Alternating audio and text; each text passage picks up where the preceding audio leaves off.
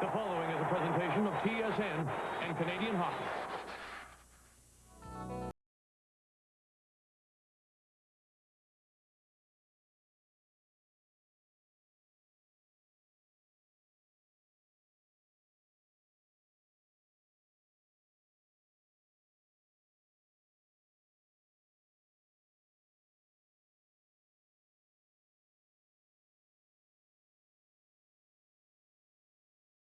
Team goes 7-0 to complete the three-peat.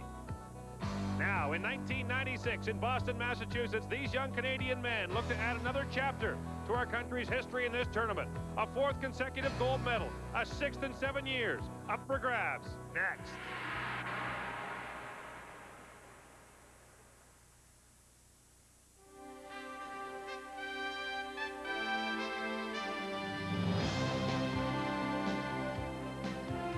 Yesterday afternoon, Jason Podolin scored his first 2 goals of the tournament. Jerome McGinley added a huge short-handed marker, and Jose Theodore stood his ground in the Canadian net as Canada beat Russia to shoot for goal.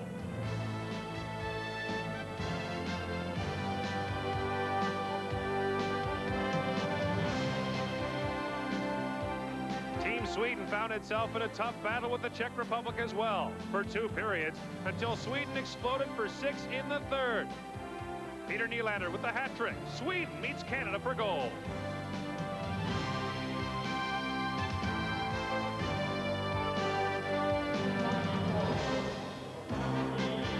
TSN, the Sports Network, proudly presents the 1996 World Junior Hockey Championship.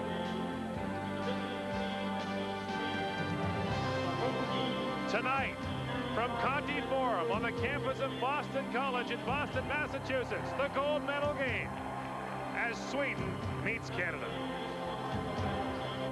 Hi, everybody, and welcome to the final game of this 1996 World Junior Hockey Championship. I'm Gord Miller. Team Sweden and Team Canada have had tremendous tournaments thus far. Team Sweden posted back-to-back shutouts over the United States and the Czech Republic, and in the medal round outscored its opponents 11-3. Team Canada is 5-0. In fact, Team Canada is unbeaten in its last 19 consecutive games in this tournament. Canada and Sweden know each other well in this championship and know each other well internationally. Since 1993 in this tournament, Canada is 24-1-1, 3 gold medals. Sweden is 25-2. The big difference is the hardware. The Swedes with 2 silvers and a bronze. Those 2 silvers, of course, at the expense of the Canadians. Think of Canada and Sweden over the last couple of years. A shootout at the Olympics, a shootout at the World Championships, both in 1994, and tremendous games in this tournament. We expect another tonight. For more about it, here are Paul Romanuk and Bob McKenzie. There are a million subplots to this game, but the primary plot, the one we're going to watch early on, what does Canada have to do to pull the plug in what's been a dynamite Swedish offense? You heard Gord mention it, 11 goals the last 2 games. What do you do, Coach? Well, Marcel Como's scouting report on the Swedes that he feels are the most dangerous will be Johan Davidsson, number 10, and Johan Molin, number 15. They are the guys that play together. That will be, in his mind, the number 1 offensive line. As a result, they're going to get the Alan McCauley treatment. Alan McCauley, Jamie Wright, Jason Botterill, the checking line for Canada will be out against those guys. He will try as much as possible also to get defenseman Nolan Baumgartner and Chad Allen, his steadiest defense unit, out against those guys. But remember, Peter Nylander scored 3 goals for Sweden last night. This offense for Sweden is multi-dimensional. The other lines on Canada are going to have to watch those other players. Sweden, 11 goals the last 2 games. They only scored 14 in the entire round robin. One other note, Gord making mention of the fact that Sweden, wearing its dark uniforms, the purple uniforms, Sweden has never won a gold medal at any level, Olympics, World Juniors, World Championship, wearing the purple uniforms, if you're the superstitious type. And you can bet the Canadians are, and that's why they'll wear white tonight. When we come back, we'll set the starting lineups for the gold medal matchup when we return to the 1996 World Junior Hockey Championship right after this. When you want to intimidate, put on your game face. But when you take it off, put on your Remington face with the Remington Microscreen 3, with more cutting edges than any leading shaver, and the power of 3 flexing microscreens to shave incredibly close, fast. Just try and get closer than this. Put on your Remington face. And men with beards get the new Remington Precision Beard and Mustache Trimmer, designed like no other with 8 beard length settings and mustache and neckline trimmers. Precision is perfectly easy. Welcome back to the Conti Forum, the gold medal game, moments away, Canada and Sweden. And a pretty good crowd filtering into the arena to watch this one. Take a look at the starting lineup, starting with Sweden, the big man at center, Johan Davidsson, 3 goals, 6 assists, 9 points. He is the leading scorer on the Swedish team.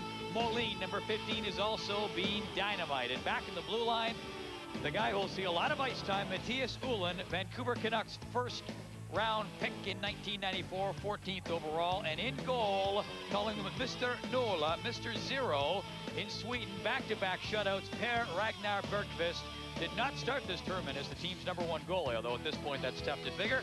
Up front for Canada, the big threesome, Langkow, Darmakelly, Ginla, the checking line, McCauley, Botterill, and Wright. Brown is the extra forward. Likely won't see the ice much. His Achilles tendon is still hurting him. Back in the blue line, Baumgartner, Allen, they will be on in crucial situations. Phillips is the extra defenseman. And in goal, Jose Theodore will get the call, the biggest start of his young hockey life.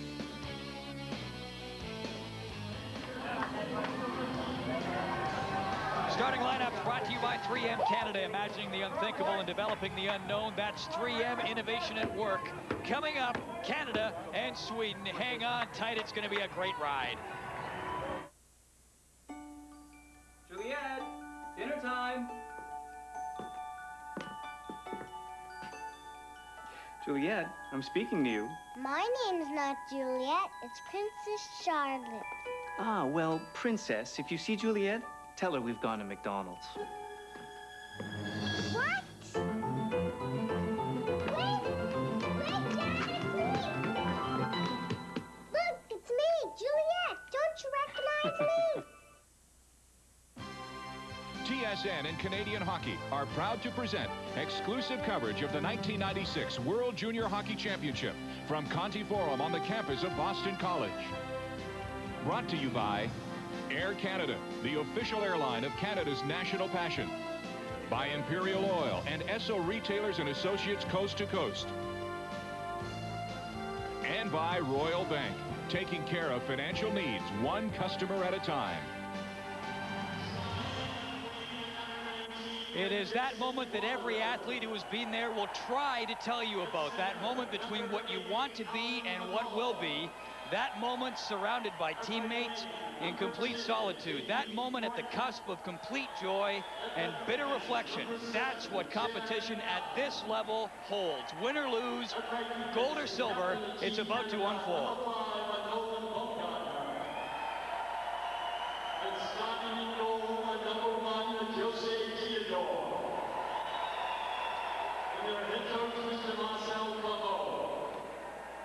A lot of Canadians have made the drive down to Boston to watch this game. The support is there. The will is there. What remains to be seen is whether or not Sweden is in fact the team of destiny this year, or whether or not Canada will pick up for this country an unprecedented 4th gold medal in a row.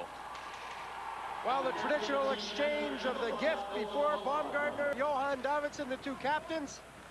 And Canada looking for a very physical game tonight. The referee for this game is Pekka Häyinen from Finland, a Finnish linesman, a Swiss linesman, and it's going to be very interesting to see if this Finnish referee will let Canada play its game, which is expected to be extremely physical.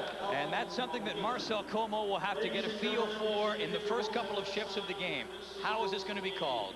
Marcel Como trying to become the 9th head coach of the National Junior program to win. Dave King has done it. Terry Simpson, Dave Chambers, Guy Charon, Dick Todd, Perry Pern, Joe Canali, Don Hay. And by the time this hockey game is over, Marcel Como, the 43-year-old from Panoka, Alberta, hopes that he will add his name to that list and be part of Canada's rich international hockey heritage. And for Harold Luckner, his first year coaching the national junior team in the wake of Tommy Tomp, who was able to win silver, but never able to make that big jump to win it all. They're not supposed to be here. This Swedish team, it's the weakest entry the Swedes have had in about 5 years, and yet here they are playing for the gold medal against Canada, which has been a big story over the World Junior Tournament for the last 2 years. Jose Theodore in the Canada net, Per Ragnar Bergqvist in the Swedish net. He's given up 2 goals in his last 3 games, the only 3 games he's played in this tournament. They're set to go. Canada in white, Sweden in blue. And this is the game that we have waited the last 10 days for, the gold medal game. Canada is in it. And we'll see what unfolds in the next 3 periods or more. Macaulay up there, buffing along the boards. Allen trying to blast it in. Baumgartner shoots. That's knocked away. Flying up there for Canada. Wright is up there. That's kicked away. Bergqvist tested right off the bat. Davidson clears it down into Canadian territory. And right out of the starting blocks. Canada testing this man, Per Ragnar Bergqvist. Well, 2 good signs for Canada off the top. Number 1, good, strong physical play. Couple of big hits early on, and then a good scoring opportunity for Jason Botterill. Positions himself all alone in front of the net. Takes that bouncing puck on the back end. A great save by Bergqvist from point-blank range. Jason Botterill looking for his 3rd consecutive gold medal. He'd be the only Canadian player to have done that. University of Michigan player playing in his 3rd straight World Junior Championship. Canada's big offensive line is out there now. Langkow, Domicelli, and Iginla. This is Iginla along the boards. Nylander watching him. Nylander trying to dig that puck out. He has Hogard out in the slot. Ottoson up there helping him out. Ottoson squeezed out along the boards. Nylander back to the line. Johnsson shoots. Knocked down. Rebound in front. Theodore couldn't get a hold of it, but Canada will start back. Domicelli had Langkow breaking up the middle, but he couldn't get it across to him. Davidson clears it in for Sweden. And that was Gauthier with a hit as he stepped into Hogard. This is Langkow. Ricochets it up off the boards.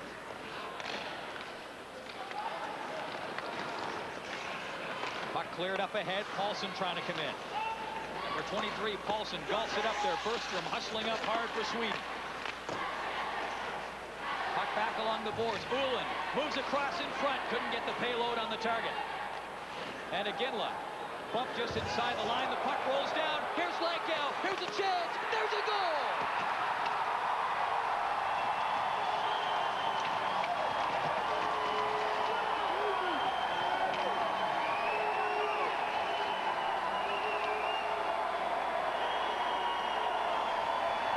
Damon Langkow gives Canada the lead. It's 1-0. The Swedes get very aggressive. Their defenseman pinches in. Their second defenseman pinches in. There's nobody home minding the store. Damon Langkow goes in on the breakaway, goes to the forehand and beats Bergqvist. Good finishing job by Langkow, but Canada takes advantage of a very aggressive Swedish defense core.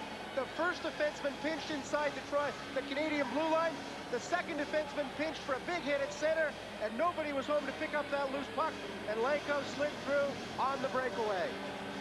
Damon Langkow, his 2nd goal of the tournament at 1:36 of the first period, and Canada grabs a 1-0 lead.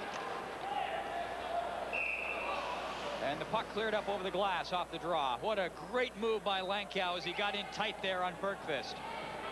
Langkow from the Tampa Bay Lightning, the 5th overall pick in the 1995 NHL entry draft. Canadians whooping it up on the bench with an early lead on a goal from Damon Langkow. Pat Domicelli and Jerome Iginla pick up the assists on Canada's goal. And here's Watt up there after it. Podolin trying to dig it out. Watt hanging back in front. Loban, number 11, battling up there for Sweden. Wade Redden skates back to pick it up. Marcus Nilsson watching him. Nilsson was offside. He had to come out there to clear the zone. Nilsson gets it back into Canadian territory. This is Brent Warner for Canada. Up to Redden. Moves it ahead. Puck just flipped down in. Podolin will move up after it while Canada gets in a line change. Ullin coming back the other way. Allen back there first for Canada. Takes a bump along the boards.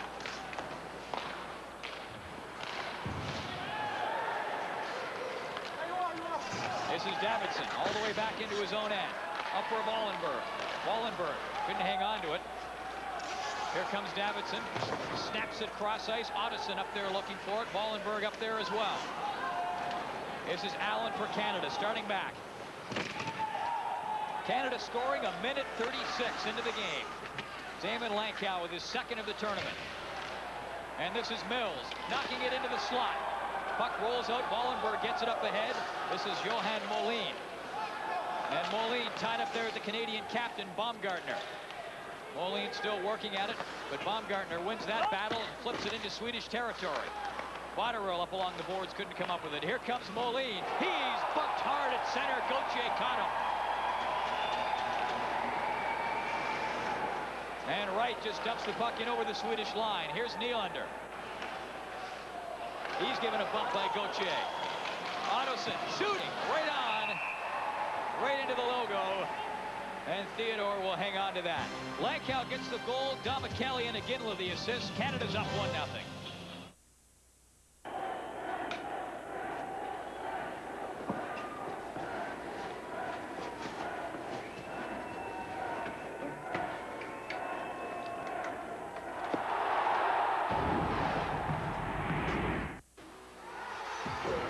Tis the season, old rivalries and new beginnings. Kick off the Millennium celebrations with a College Bowl feast. The Jeep Oahu Bowl. See it, live it, TSN. Canada picking up the physical tempo, and the man leading the way, Denis Gauthier. No one does it better than the Calgary Flame first rounder. A great open ice hit on Johan Molin. Levels his man in the neutral zone. That's exactly what they want to do, especially against that guy. He's so dangerous. This is Ullin. And just clears it all the way down the ice. Icing called on Sweden. 15:56 to go in the first period, and Canada leading by a score of 1-0. Well, Coach Harold Luckner's team falls behind 1-0 early on a goal by Damon Lankow. Setting the tempo properly. The early going, the Swedes getting very aggressive though. I noticed pinching up, making some hits of their own, and that's what ended up costing them the goal. A little bit out of position was Matt Don McKelly, number 17, ends up taking a big hit for the cause. Matthias Ullin came over and leveled him. Matthias Ullin's defense partner had already pinched inside the blue line, so there was nobody home. Puck fired up. Bergqvist will hang on to it. Hey, remember, this is a very gritty Swedish team. Daniel Tarnqvist and Johan Finstrom, their number 2 and 3 defensemen, both started the tournament with the team. They are no longer here. No, they had to return to Rogla, their club team in the Swedish Elite League. They were facing possible relegation. They had to play in a game against Brynäs. Johan Finstrom ended up getting hurt anyways. But Tarnqvist went back and performed in a victory for Rogla today that will help them stave off relegation. They could use them here. Holland fires it up there. Up around to Gauthier. Lots of traffic down in front of Bergqvist. That went off the side of the net. Dubé was right there in front. Now he's back of the goal, given a shove by Bergstrom. And play whistle down as the puck is cleared up over the glass and out of play. In the semifinal games yesterday, Canada, of course, defeated Russia in what was effectively an afternoon game, ended around 6 o'clock or 6:30. The Swedes didn't get quite as much rest.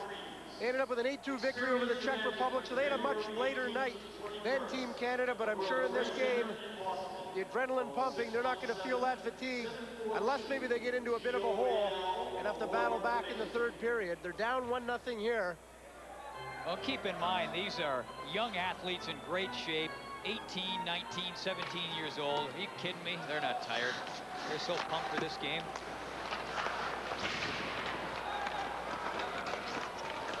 Janssen. This clears it down into Canadian territory. Nilsson up there after it. Loven leaping up into the corner, number 11. Look at them get worked out along the boards. Loven battling away, trying to work that puck loose. Nowhere to go. Baumgartner stuck to it. And Gordon's in there now for Canada. Puck now in front. Great chance for Anger, and a great stop by Jose Theodore as Nicholas Anger cut across in front. Nicholas Anger is a big, strong winger. He pulls his way out from the corner, and Jose Theodore just simply lays down across the goal line. Anger wins a one-on-one battle in the corner with Nolan Baumgartner, comes out, and then Baumgartner does a good job of coming back.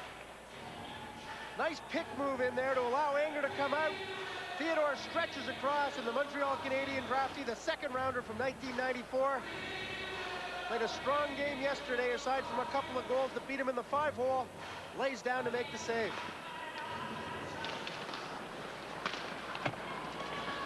Wade Redden after it, and he has company.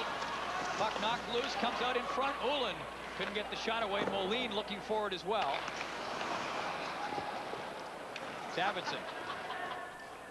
Just tapped that with a high stick. Davidson, Wallenberg, and Moline out there for Sweden.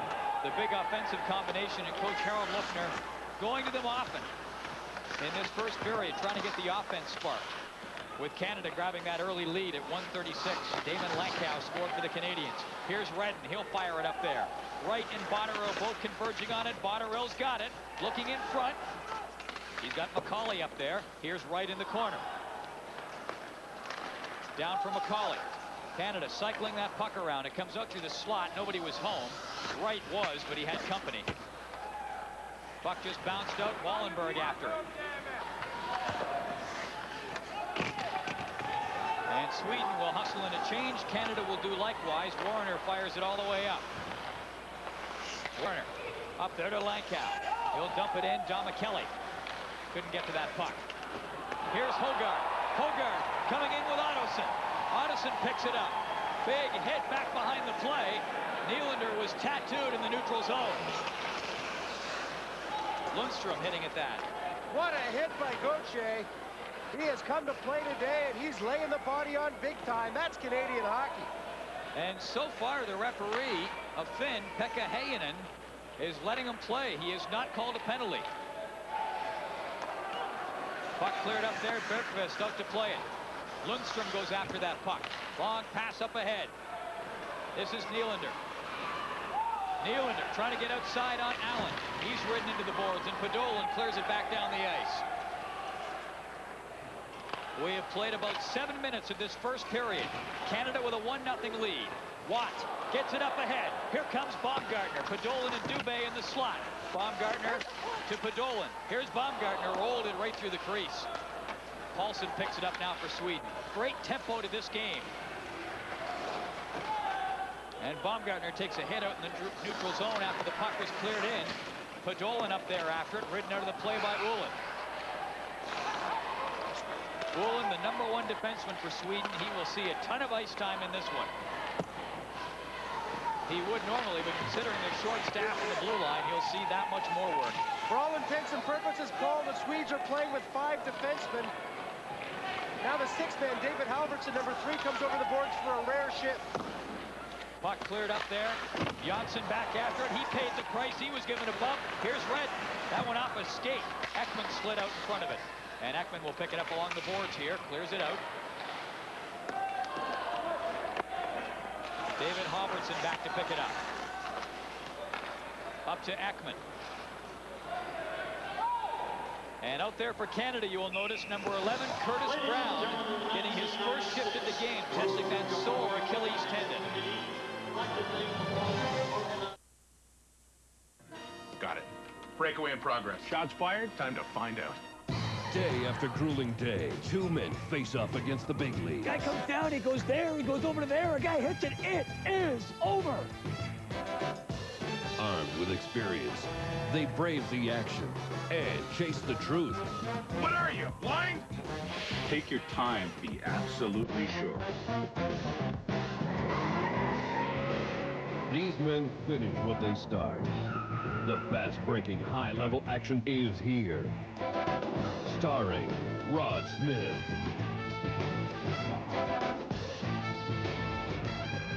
And his partner on the beat, Darren Detition. Together, they are Rodsky and Touch. Rodsky and Touch. All new dynamic episodes. Weeknights at 11 Eastern on TSN Sports Desk.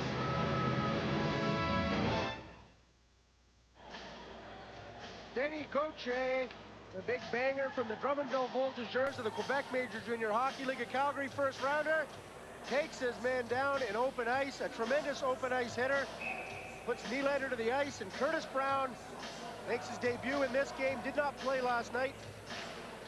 And he chops it on goal right off the faceoff. Brown is out there with Gordon and Larson.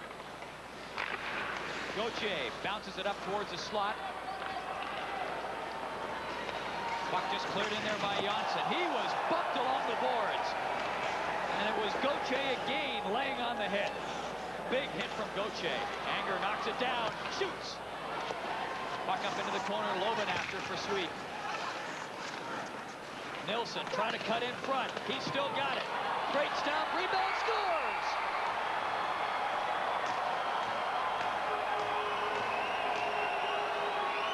Marcus Nilsson ties it up for Sweden. Well, a great individual effort by a guy the scouts are looking at for this year's draft. He comes out of the corner, everybody trying to stick check him, and then follows up on his own rebound. And again, a lot of white sweaters, no feet moving, no body, no blue jerseys going to the ice. And he just walked right through the heart of the Canadian defense, untouched, except by a bit of lumber. That's bad defense, and that's a Swedish goal for Marcus Nilsson. A big, lean, lanky, talented winger who a lot of the NHL scouts are looking at for consideration for this year's draft. An unassisted goal for Marcus Nilsson. His third goal of the tournament, and we are all tied up at 1.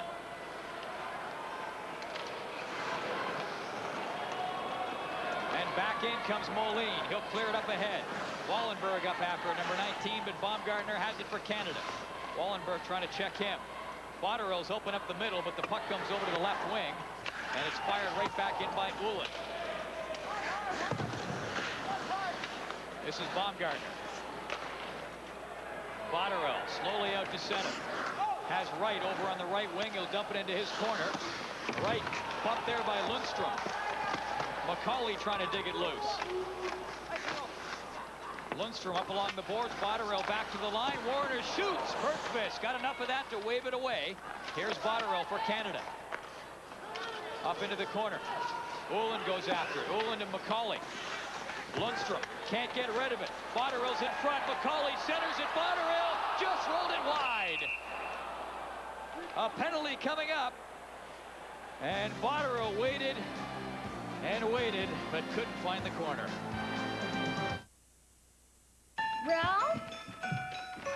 Ralph, come here. Give me a hand. Good boy. Thanks. Scotch Brand brings you pop-up tape strips. They free up both hands, so wrapping's never been easier. Pop-up tape strips from Scotch Brand. Using ordinary packaging tape can be hard. That's why Scotch Brand introduced tear-by-hand packaging tape. Grip it anywhere, rip it anywhere. It holds tight in the mail or outer space. Tear-by-hand packaging tape from Scotch Brand. Matthias Ullin gets a holding the stick penalty at 9:46. A great opportunity for Jason Botterill. Some good work by Alan McCauley and Jamie Wright to dig this one out and get the puck out in front of the net. Jamie Wright cycling down low, and there's the holding of the stick. Alan McCauley still manages to fight off the check for the holding the stick call. And Botterill goes in front and just makes the nice shift. He doesn't get as much wood on that one as he'd like to hit the side of the post and off behind the net. He took his time, pulled it to the backhand, and you just saw it wobble off the post, although you pointed out he didn't get what he wanted on that shot. Canada 8 for 26 in the power play in this tournament. A 1-1 hockey game. We've hit the halfway point of the first period, the gold medal game. Iginla trying to get it up there to Dom Kelly. The other forward is Lankow. This is the trio that accounted for Canada's first goal of the game.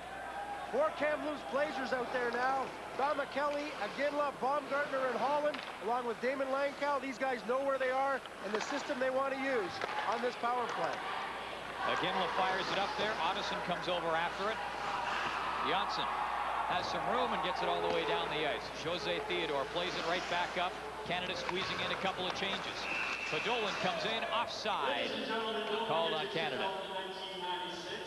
World Junior Hockey Championship Souvenir Program magazine and other merchandise on sale. Matt Kelly, a 4th-round pick of the Hartford Whalers. 1 goal, 4 assists in this tournament. One of 4 Kamloops Blazers on the team. He's got good speed and will use that to beat the defenseman to the outside. Also handles the puck extremely well down low. Works effectively with Iginla. They cycle that puck down behind the Swedish net. He is a natural. Good moves. Quiet guy, but Dom Kelly gets the job done.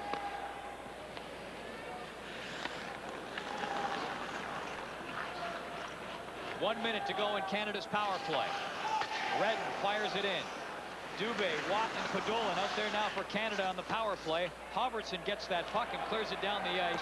Coach Harold Luckner showing big confidence in David Halvorsen, who's basically the extra defenseman, the fifth man, and he's out there killing off this Canadian power play.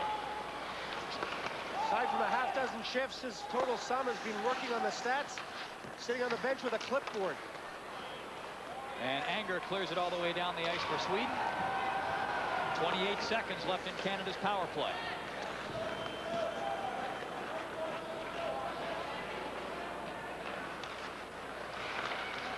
Gauthier couldn't carry it in over the blue line. Wade Redden back to pick it up. Moline watching him. Moline and Davidson out there for Sweden on the penalty kill. They were very aggressive in the game against the Czech Republic in this role. Here's Petrosek, penalized player, set to step back on, and the teams are at even strength. Canada did not get a shot on goal during that power play. And Allen just clears the puck down the ice. Icing is called on Canada. David Lankow has scored for Canada. Nilsson has the goal for Sweden. We're all tied up. Izzy, this cold. I'm so stuffed up. Feels like I'm underwater, too. The sneezing and coughing can last all night. This cold is keeping me up. I want NyQuil for relief so I can rest. Because I have plans in the morning. What? I can't say. With NyQuil, he gets relief, so he'll sleep and wake up feeling better. Don't look. NyQuil, the nighttime sniffling, sneezing, coughing, aching, stuffing, head fever, so you can rest and feel better the next morning medicine. The 1996 World Junior Hockey Championship is brought to you in part by Chrysler Canada. At Chrysler, we're not just building cars, we're building Canada. And welcome back to the Conti Forum. I'm Paul Romanuk with Bob McKenzie, Gord Miller, and Mark Budding. The gold medal game of the 1996 World Junior Hockey Championship. Canada and Sweden all tied up at 1. Canada going for its 4th gold medal in a row. It has never done that. McCauley gets it up ahead. Wright is on the move. He's got McCauley up there with him. Ridden into the boards by Janssen. Janssen trying to tie him up. McCauley comes through for Canada. Here's Wright with one hand trying to work it loose. Davidson back there for Sweden. Tucks it up to Nilsson. Allen poked it loose. Wright tried to get it on goal. That was blocked.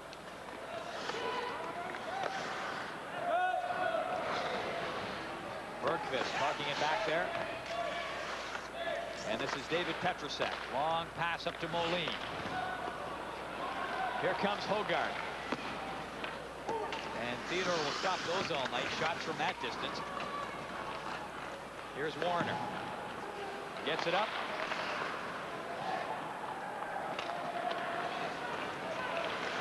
Redden for Canada, stripped to the puck.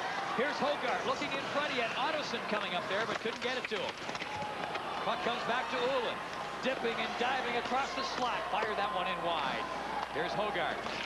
Up into the corner. Ottoson after it. Nylander moves up there. Trying to get it out in front. The wraparound. That was Ottoson, and he couldn't tuck it in. Canada starts back 3-on-2. Kelly going for the net. And the pass broken up and cleared back out to center. Delayed offside on Canada. That's okay, though. Marcel Como wants to squeeze in a change, and he gets a chance to do that. Here's Nylander. Up there with Bergstrom and Ekman. Dubé for Canada dropping it off. This is Chad Allen for Canada. Up to Watt. Oh! Clears it up. Podolin to the corner. Down low for Dubé. Looking for somebody in front. He's got Watt parked out there. Dubé drops it into the corner. Podolin tried to get to it, but it's stolen by Bergstrom. Anders Bergstrom comes back out. A penalty coming up against Canada. This is Paulson. Slides it back there now. Lundstrom shoots. That's knocked down. And a penalty coming up against Canada. It is going to be Mike Watt heading off for hooking.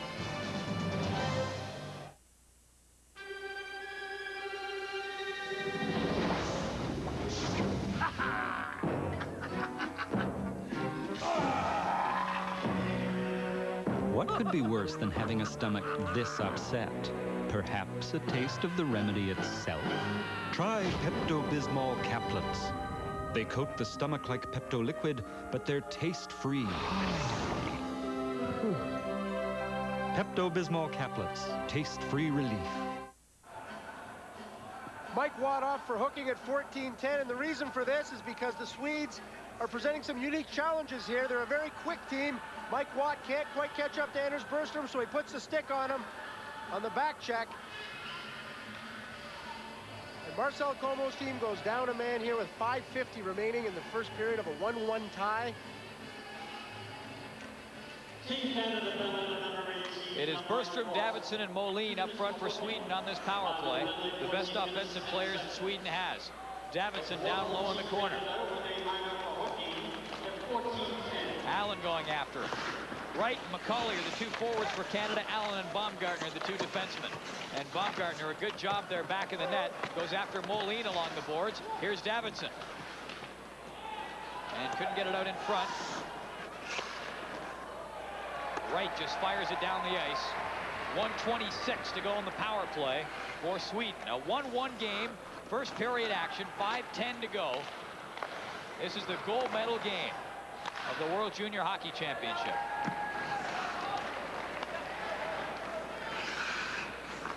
It's Matthias Ullin starting back.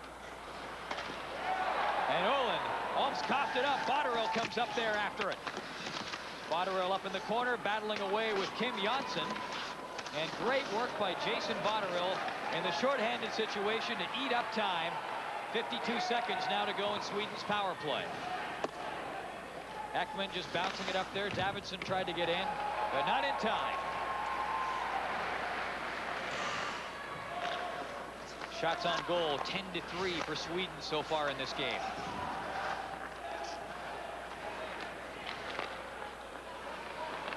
Here comes Ottoson. And can't find any room, just clears it up there. Hogarth goes after it. Nylander up to Hogarth. Looking for Nylander in front. Nylander and Ottoson are both in front of the net. Here's Hogarth.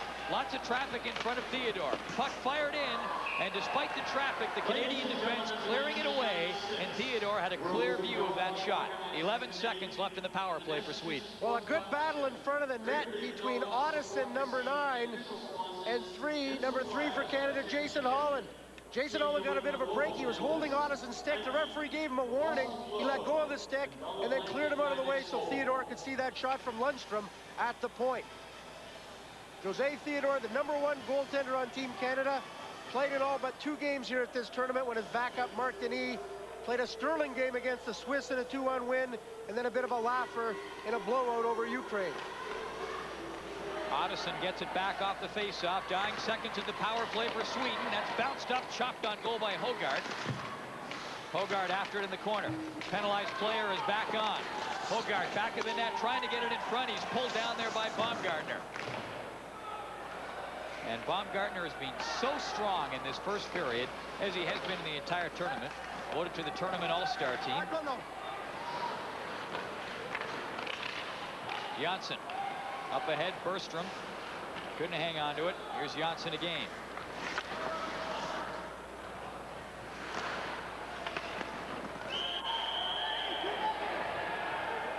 And two-line pass, so play whistled down. Curtis Brown on the ice again for Canada. Marcel Comeau trying to shake things up a little bit with what we'll call the 4th line for Team Canada. Rob Gordon is normally the center on that line. Curtis Brown coming off that ankle and Achilles injury from the Moose Jaw Warriors, the captain of the Moose Jaw Warriors, draft pick of the Buffalo Sabres. Helped set up a tremendous goal. What was the winning goal against Finland? Christian Dubé got the goal, but Brown was spectacular. They're trying to get some offense for him here on this 4th line with Brad Larson and Craig Mills, a couple of bangers out there. Wade Redden clears it up, just floated one right in on goal, and Bergqvist hanging on to it. Wade Redden, the number 2 overall pick in last summer's NHL entry draft for the New York Islanders. As a pair, he and Rhett Warner, I think, started this tournament very slowly, but Coach Marcel Comeau is convinced that they've been coming on of late. They played a much better game against the Russians, and in the game before that. Redden, a much more prominent role this year than 1 year ago when he played mainly against the 3rd and 4th lines of the other team. Built up his confidence, and he went in the first round of the New York Islanders.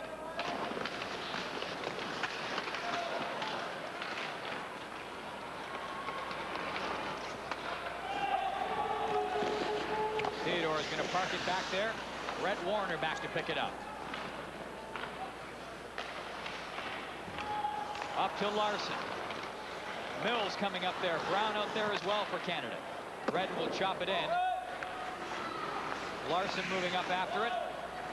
And Marcel Como getting in a couple of changes. Halverson drops it back there for Ullin. Ullin, nice pass up ahead. Anger centers it in front. Backhand shot right on goal by Loman. And Theodore tested there. The key to that, a nice long pass by Matthias Ullin to set up that scoring chance. Here's Nilsson starting back. He throws it across. Puck just dumped in by Halverson. Bergstrom along the boards. Couldn't come up with it for Sweden.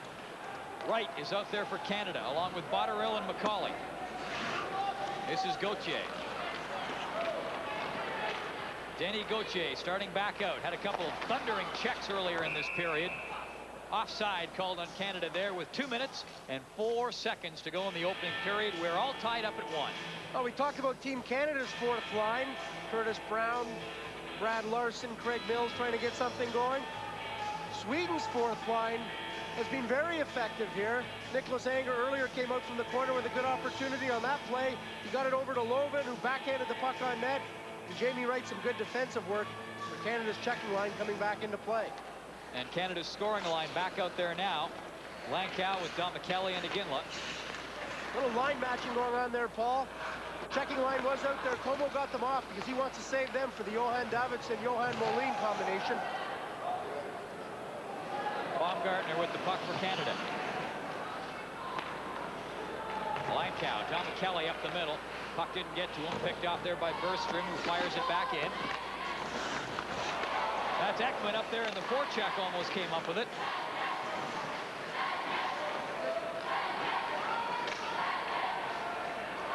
This is Baumgartner.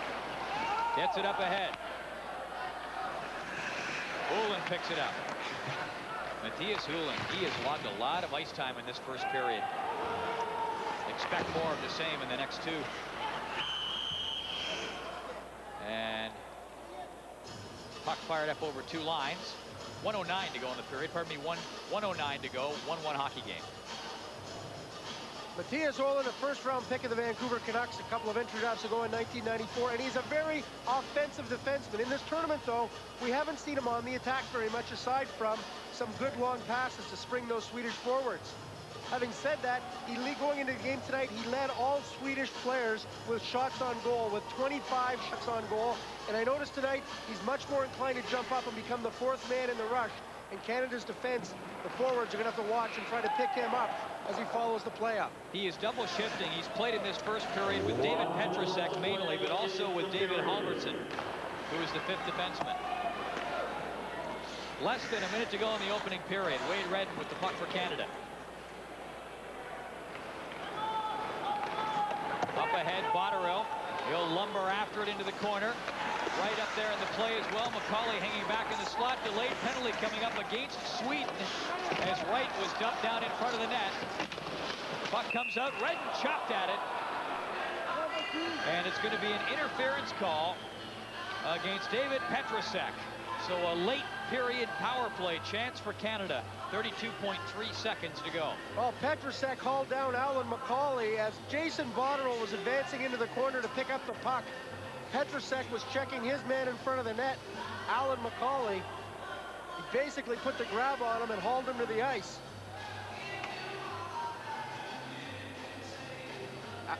Alan McCauley and Jamie Wright were moving up on the play.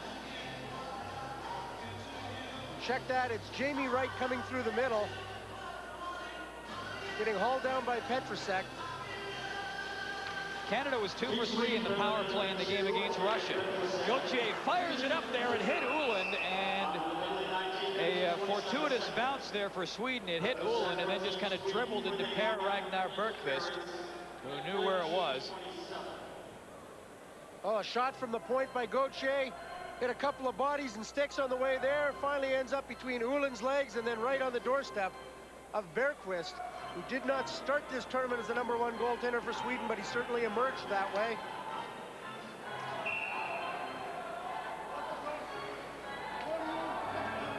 26.4 seconds to go in the period. There's Magnus Nilsson, who started the tournament as the #1 goalie for Sweden.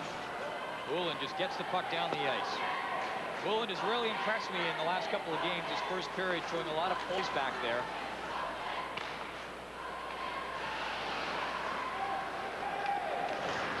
And he stops up Canada's rush there in the neutral zone and just rags the puck a little bit. So Canada will take the power play out to start period number 2. It will have 1:28 to go in the man advantage when the second period gets underway. In the first period, Damon Lankow scores for Canada. Marcus Nilsson comes back to score for Sweden. The gold medal game, we are all tied at 1. Team Canada 6. Live at the intermission, brought to you by Subway, the place where fresh is the taste. Here's your host, Gord Miller.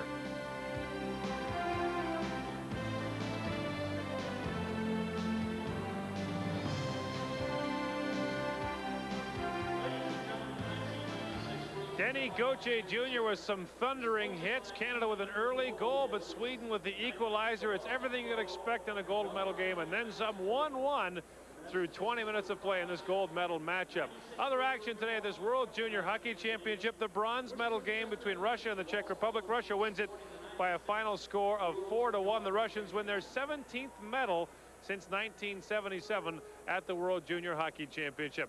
Also today, the 5th place game, notable because the host team, the United States, was in it. This one goes to overtime, and the United States wins it by a final score of 8-7. The Americans finish at 3-4, an identical mark to last year. 2 of their 3 wins came over Finland. The Finns finish in 6th. Here's the relegation round.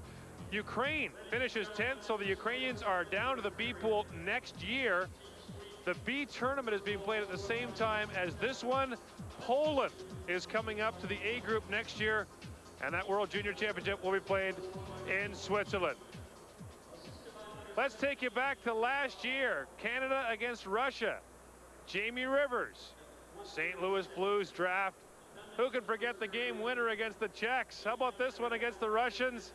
And who can forget those celebrations? Jamie Rivers slam dunking at the World Junior, and delighted to join a member of Canada's World Junior Championship team last year, and now a member of the Worcester Ice Cats. Jamie Rivers, you were saying that before this game you even had the butterflies still. Yeah, I mean, coming into the arena, I see a lot of familiar faces, especially a lot of the parents. You know, I see Mr. and Mrs. Baumgartner, and you know, they're sporting their Team Canada jerseys, and for a split second you almost feel like you're right back where you were last year. But you know, I understand what these guys are going through right now, so hopefully they can just pull through. It's a 1-1 hockey game with 40 minutes left. It's a lot of time for Canada.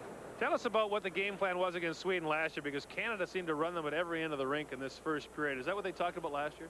Yeah, obviously against a European team, you know, quick skating, you know, they're good passers. You want to get in their way and, you know, lay the body on as much as possible, play a little dump and chase, and hopefully they'll be hearing some footsteps. But now this Sweden team looks like it's game for the hitting. They got a couple of guys up there trying to lay the body out too, so I think Canada should just keep it up and maybe wear them down by the 3rd period. Different format this year, no straight round robin. There's a medal round this year. What's your opinion of the new format? I think it's great. You know, it was satisfying, but a little disappointing last year to go in the last game. You know, we've already won the gold medal. I mean, you know, it was weird too winning it sitting in a dressing room. I mean, this year, you know, you're playing one final game, and you know, the winner takes all. Jamie, tell us what's going on with you now and how your year's been. Right now I'm playing for the Worcester Ice Cats in the AHL. Started the year in St. Louis and then got sent down to play here. Things are going real well. I guess things are, you know, picking up. We got 3 games in 3 nights this weekend, so hopefully we'll be able to pull those things off. Show me your t-shirt. Here it is, folks. On all the way last year, World Junior Champions. Hopefully they'll get one this year too. Jamie, thanks very much. Best of luck. Thank you, Gord. Jamie Rivers, a member of Team Canada's gold medal winning squad last year at the World Junior. We'll be back with more from the 1996 World Junior Hockey Championship when our first intermission continues in just a moment.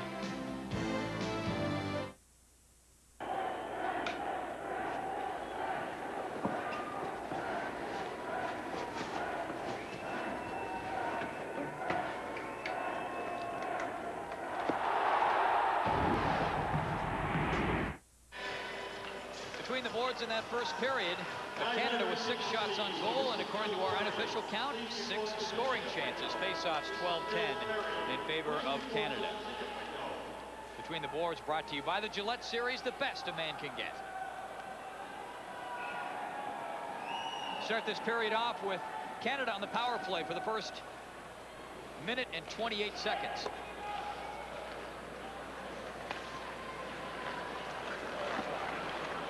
And here comes Baumgartner. Clears it up off the boards and fired right down the ice by Matthias Uhlund. Marcel Como talked about making smart dump-ins, whether they're on the power play or even strength. They've got to make a nice soft dump or a rim so that it doesn't end up back out to the Swedish defenseman. You've got to put it up against the boards, whatever they do. Here's Baumgartner. Works it across. This is Jason Holland with it. Iginla, Kelly up there after the puck. Langkow is out there as well. This is Kelly trying to get it back. It's intercepted there by Bergstrom. He gets the puck just outside the blue line. Has a battle there in his hands with Kelly. Iginla looking for some room. Can't find much of it. Pretty crowded at the line, but here comes Langkow. Rolled it across in front, but Kelly was being held up there by Halverson, who did a good job containing the Canadian forward. Good strong defense by Matthias Uhlund. One-on-one skills, very good down low against Jerome Iginla and Damon Langkow. 9 seconds left in the Canadian power play. Janssen flicks at it, the puck cleared down the ice. And the penalized player will step back on. The team's at even strength. Canada 0 for 2 on the power play. Did have a couple of shots on goal during that man advantage, however. Puck knocked down. Moline takes a bump but fires the puck in there. Davidson moves up after it. Loose puck picked up. Ottoson gets it up to Davidson. Couldn't hang on to it. Halverson over along the boards, and the puck cleared out. Jamie Janssen just shovels it up ahead for Wallenberg. And here comes Wallenberg, winding it up. He'll hit the line. He's up there with Moline, number 15. They head to the corner, and Redden bursting over there to break it up. Warner, pardon me. And the puck cleared up ahead, and here comes Podolin. Could make it around. Puck just cleared across. Here's Gauthier. Is firing it in there for Canada. Gauthier chops it up again. Botterill after it. Uhlund for Sweden gets it up around the boards.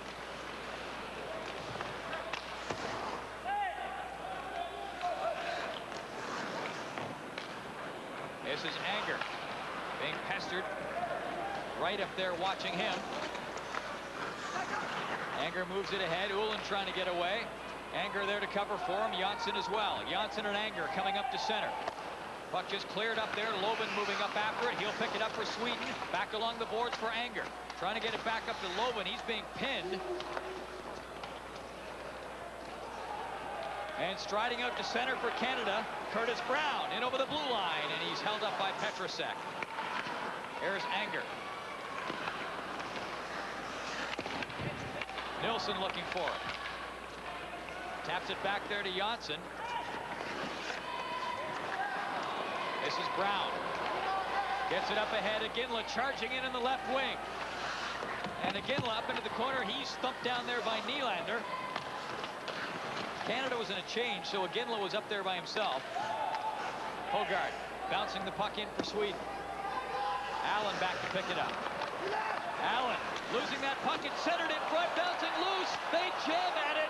Hogard was right there. What a stop by Theodore. Kelly back for Canada. Up to Iginla. Kelly up there. Couldn't get it upstairs. Puck in the corner. Kelly. He's still up there after it. Puck out there to Langkow. Couldn't get a handle on it. Puck cleared outside the line. What a great chance for Sweden on a giveaway. And Ottoson will carry it in. Nylander was right up there to work it in front of the net. And Hogard was buzzing right around Jose Theodore, looking solid for Canada. Baumgartner up to center. Got over the middle and just cleared it in. Canada hurrying in a change. This is Paulson. That's glove down. Paulson fires it back in. Ekman moves over after for Sweden. Taps it up around. Here's Dubé for Canada. Gets it around to Allen. to Podolin. Quick pass up ahead. Dubé's on the move. Dubé coming up there. He has Watt with him and couldn't get the pass across. Good work by Kim Janssen, who stuck with his man.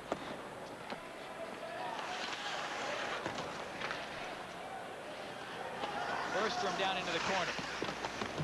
And Watt trying to take the puck away from him. Watt gets it down to Dubé.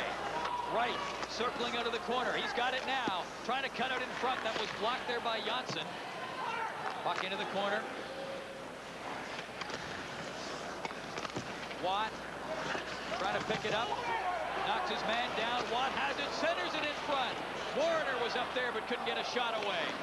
McCauley up to right. He's pinned by Lundstrom. McCauley claims the spoils. Back to the line. Here's Warner. Ready. Shoot. That's kicked away. Bergquist got the pad on it.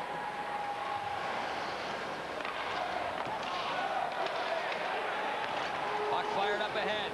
Wright trying to come in. That's broken up. McCauley will give chase along the boards. Dumps it back in front. Botterill couldn't get a lasso around that. And back the other way. Moline burrowing his way up to the corner. He's finally knocked down. Holland gets it up around the boards. Ullin moving up. Moved up from the blue line to try to keep that in. And Wright will just clear it down the ice. Canada, good success cycling the puck down low in the Swedish end, but the Swedes' transition game is very quick. Wallenberg tried to step around Gauthier and was given a bump. Janssen up ahead for Moline. The pass missed him. Great pace to this second period. 13:23 to go as the teams go back and forth. Anger knocks it in. Halbertson. This is Larson for Canada. Puck just cleared up there. Mills couldn't get to it in time. Ottoson gets it to the line. Allen trying to keep it in. Mills after it. Allen fishes the puck up ahead. Janssen has it for Sweden. He hands it away. Canada getting in a couple of changes. Mills coming after that puck. Damicelli was looking for it, but the puck cleared down the ice. And icing is called on Sweden. 1-1 in the gold medal game. They're trading punches in this one. That old mop's a flop. The vacuum's missing spots. That old broom's stirring up. The new Swiffer. It's so simple to assemble and cleans in new ways nothing has before. Swiffer now, sliding, sweeping, and gliding. Here comes Swiffer Sweeper. Swiffer claws use electrostatic action to attract and trap dust, hair, and common allergens. When you're done, toss the cloth. Swiffer now, sliding, sweeping, and gliding. Here comes Swiffer Sweeper. When Swiffer's the one, consider it done in the household cleaners aisle. Anders Bergstrom with an interference penalty right at the edge of the crease with Jason Podolin. Gets the stick all over him, wraps him up, ties him up, lets go, falls down, and then he pleads. No, he didn't get a penalty. Brett Warner did a great job of keeping this puck in at the blue line, chipping it up to Mike Watt. And Mike Watt fired that shot off the bottom of the blocker, and that one came awfully close to going in. Canada on the power play. 0 for 2 in the power play in this game. A couple of shots on goal during its last man advantage. And it is all together now. Iginla. Damicelli. Puck cleared in, but Gordon is the other forward out there for Canada. He is out there in place of Lankow for the time being. And coming back shorthanded. Look at Davidson. Cuts up there. Couldn't get inside on Redden, however. And we saw Sweden being very aggressive shorthanded in its game against the Czech Republic. Offside called on Canada. Well, Jerome Iginla scored a big shorthanded goal. Turned out to be the winner in the third period of the game against the Russians. And for that honor, he was awarded the Helmet Award. This has been awarded every game from the beginning. The coaches started off by giving it to Brad Larson. After that, the player who wins it passes it along to the next player. And all those things that are written on the helmet are what the qualities the coaching staff believes Canada needs to win. Team first, focus, composure, confident, intense, resilient, emotion, attitude, toughness, discipline, walk away. Baumgartner trying to roll it up there. Canada on the power play. Puck jumps up over the glass. 109 to go in the Canadian man advantage. We're in a 1-1 hockey game. Damon Langkow scored for Canada 1:36 into the game. Marcus Nilsson tied it up at 8:41 of the first period. Well, this has been a tremendous game so far, and Coach Harold Luckner's team is taking Team Canada somewhere they haven't been in this tournament. They're taking them to a tempo that they didn't even hit last night against the Russians on a consistent basis. Assistant coach Blair McAsee of Team Canada said that the Swedes, for their money, were the best skating team in this tournament. He said if you don't introduce the physical element to the game, he didn't believe that Canada could skate or play the skill game with the Swedes. That's why the physical game has been so important, and they're on the power play here.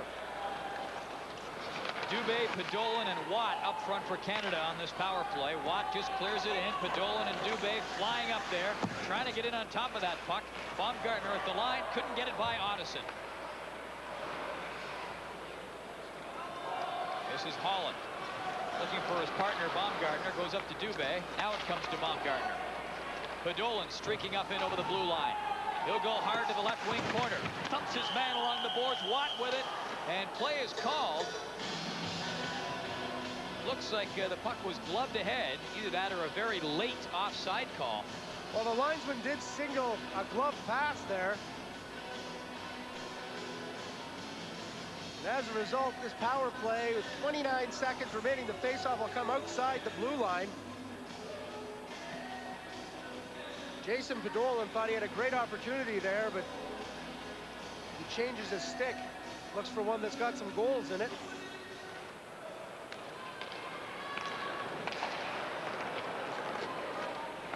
.22 seconds left in the power play for Canada. 9:34 to play in the second period. 1-1 hockey game. Here comes Iginla. He's up there, flying in. Langkow is up there with him. And Domicelli, who's got it now. Domicelli up into the corner. Langkow after. Thumped along the boards by Petrusek. This is Davidson for Sweden. Zips it up ahead. Moline shoots. Theodore stops that. Moline's got a good hard shot, and he had a chance to unleash it coming down the right side there. The teams are back at even strength. Langkow hooked up there. Another penalty coming up against Sweden, and it's going to be number 6 Kim Janssen heading off as he got the hook on Langkow.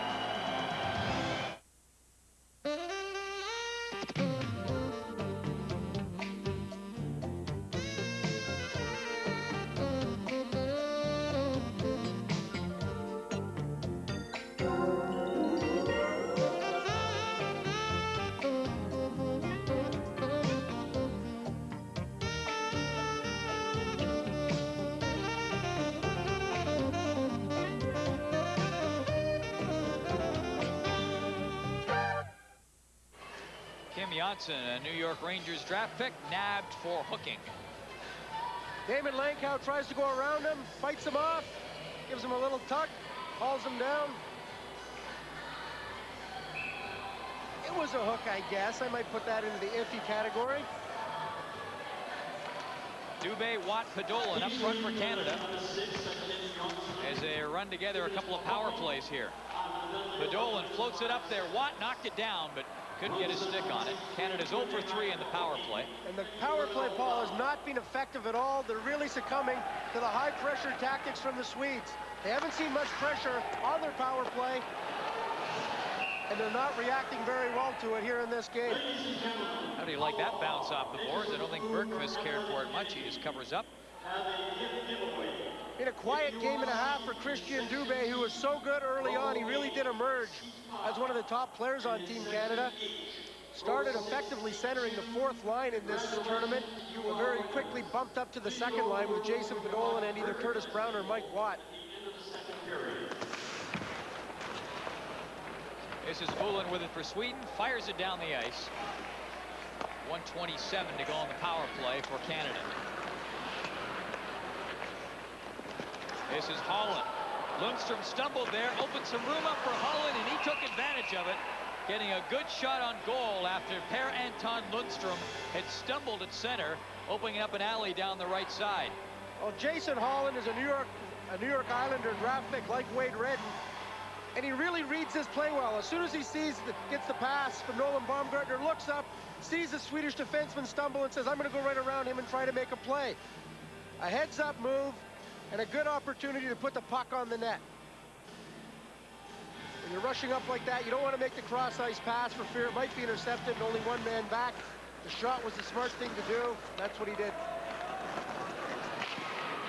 John McKelly tried to fire that one on goal. It was blocked.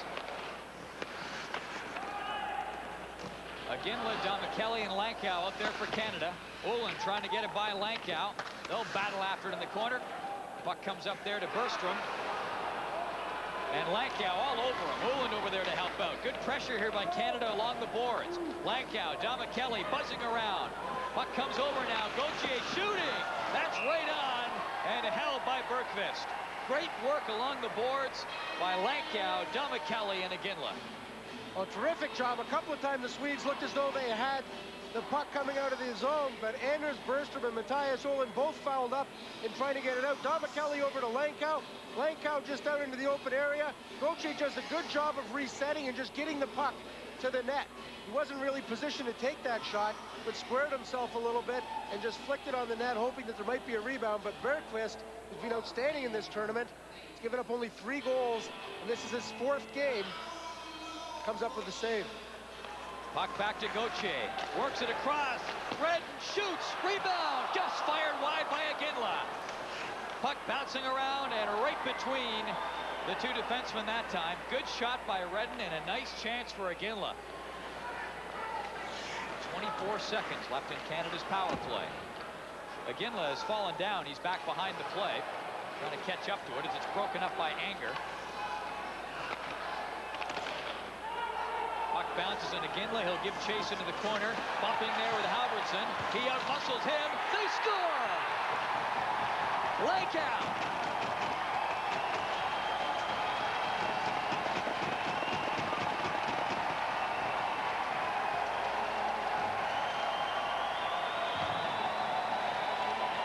David Langkow gets the goal, but credit a huge assist to number 12, Jarome Iginla. Physical superiority. Canada had it on that confrontation.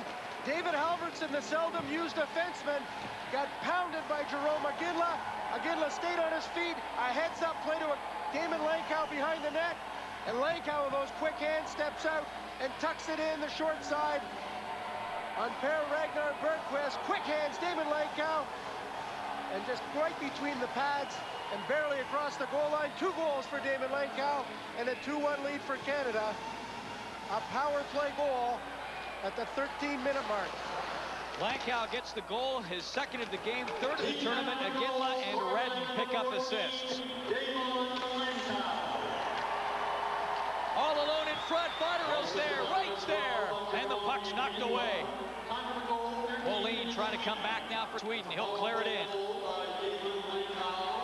Ekman up after it. He's bumped along the boards. Botterill clears it up. Wright trying to get loose. Botterill moving up to join him. Baumgartner too. Here's Botterill.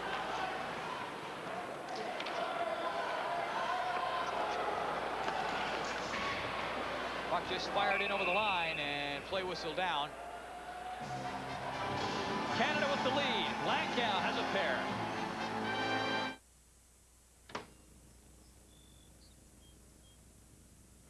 He took the bigger bowl. Is it that he knows the irresistible sweet taste of Honey Nut Cheerios comes from good ingredients? Or that he couldn't reach the even bigger one higher up?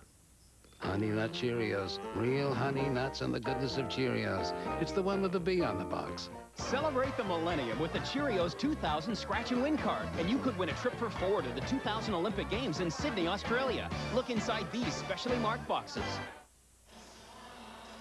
Jarome Iginla creates a goal for Canada. It's 2-1. Well, the man the Calgary Flames traded for Joe Nieuwendyk. That's one of the reasons right there. Being the chairman of the boards in this tournament, everything down low, he's owned it. And he got the puck to that man, number 14, the guy they're paying tribute to in the sign. After that hit, the puck came up to Langkow, and it was just a matter of tucking it home in behind goaltender Per Ragnar Bergqvist. Well, that's that all Edmonton line. Damon Langkow, Jarome Iginla, and Nat Kelly. They're all from the Edmonton area. One of them technically from St. Albert, but through splitting hairs, it's Edmonton as far as we're concerned today. The big Edmonton connection, responsible for Canada's 2-1 lead here. Ottoson, number 9, sprinting up there after for Sweden. He's got the puck. Hogard up there with him. This is Kelly for Canada. Canada with a 2-1 lead in the gold medal game here at the World Junior Hockey Championship. Here's Iginla. He scored! Kelly.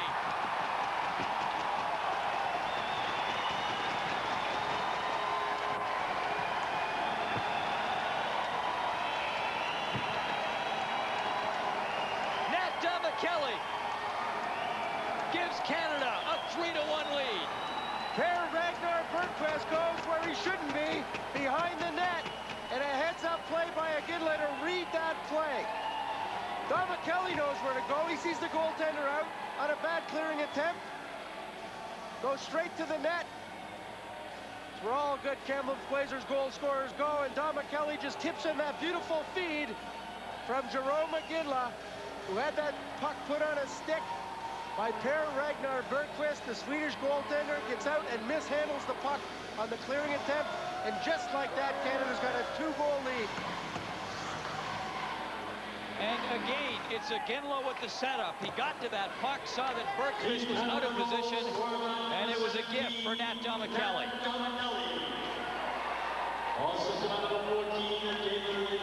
Olin clears it up. Holland knocks it down.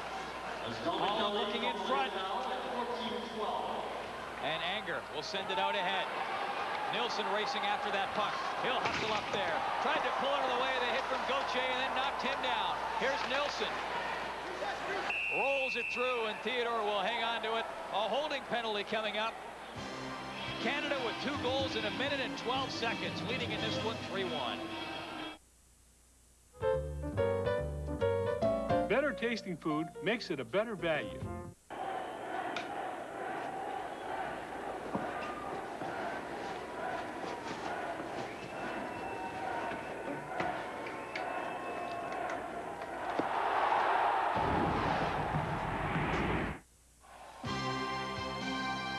The 1996 World Junior Hockey Championship is brought to you in part by Subway, the place where fresh is the taste.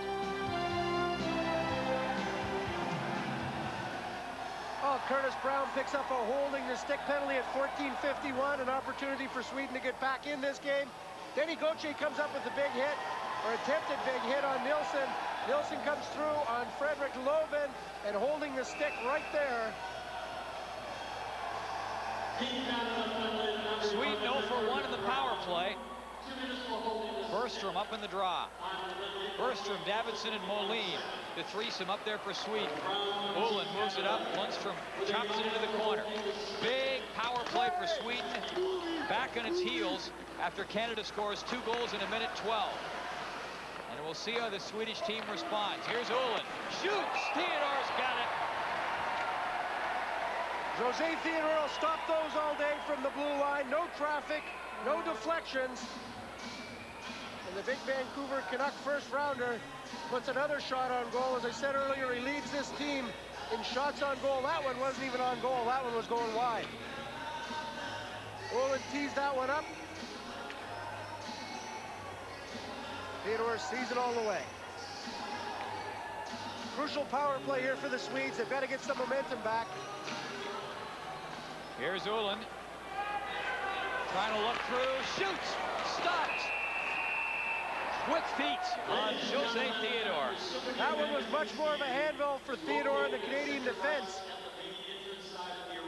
They've got number 4, Lundstrom, a defenseman, right up on the play. He moved right in front, creating all sorts of headaches there for the Canadian defense of Nolan Baumgartner and Chad Allen. It actually hit Lundstrom on the way up there. Otherwise, it may have gone right through. Very aggressive formation here. They've only got Olin back as the trigger man back between the face-off circle and the blue line. Lundstrom, the other defenseman, right up on the hash marks, ready to go for the scrum. 1 minute 32 to go on the power play. Olin to gain, and that time it's blocked. Dubé got out there in time. something the Canadian penalty killers had not been able to do in the first two face-offs. Woolen was allowed to get that big shot away of his. Wright gets there and fires it down the ice. 1:12 to go on the power play for Sweden. And Botterill up there to break it up.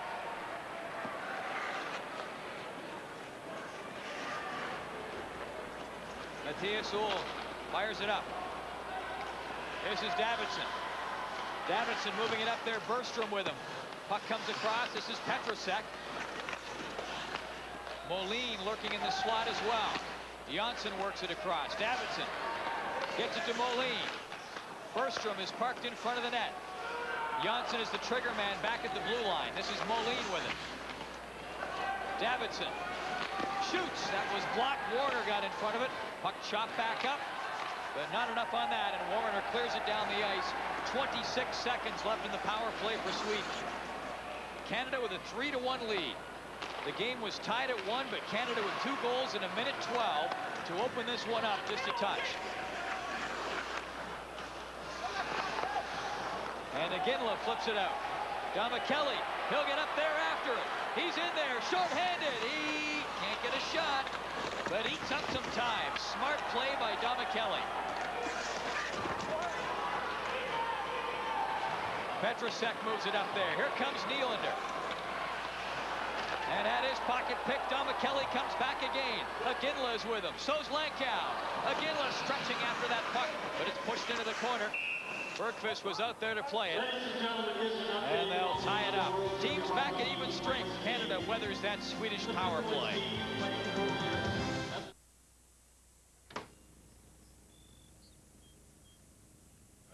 He took the bigger bowl. Is it that he knows the irresistible sweet taste of Honey Nut Cheerios comes from good ingredients? Or that he couldn't reach the even bigger one higher up?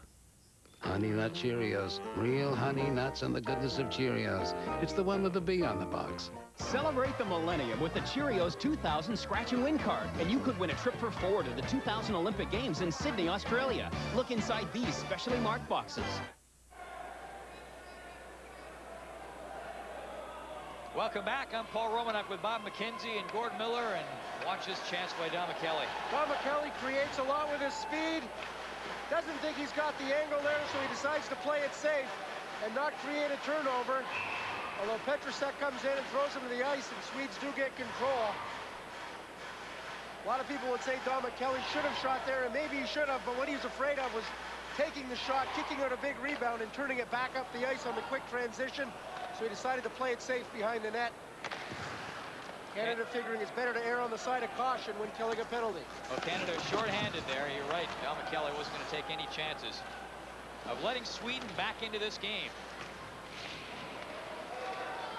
A tie game, and then Canada scoring 2 quick goals, and in a snap has the upper hand on the Swedish team. Craig Mills, one of the colorful guys on the team. A real banger and a crasher from the Belleville Bulls. The Ontario Hockey League, plays for Coach Larry Mavety. You're going to play for Mav, you better play it hard, and Craig Mills does. He's the captain on that team. One of 9 captains from junior hockey or college hockey on this Canadian team. Mills' father, Dennis, is a member of Parliament, Liberal member of Parliament from Broadview, Greenwood. Riding. Let you finish it. Janssen gets it up ahead. Lundstrom trying to roll it up there. Here's Botterill. Moline trying to knock that puck loose. Here's Janssen. Under 2 minutes to play in this second period. Canada with a 3-1 lead in the gold medal game. McCauley couldn't keep it in there at the blue line. Warner chops at it. Canada going for its 4th gold medal in a row. No Canadian team has ever done that at the World Junior Hockey Championship.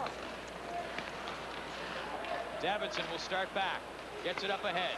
Moline clears it in. Holland up around the boards. Comes off the boards, fired up just wide of the net. Uhlin was able to pick it up. Dubé starts back now. Dubé coming up. Podolin and Watt with him.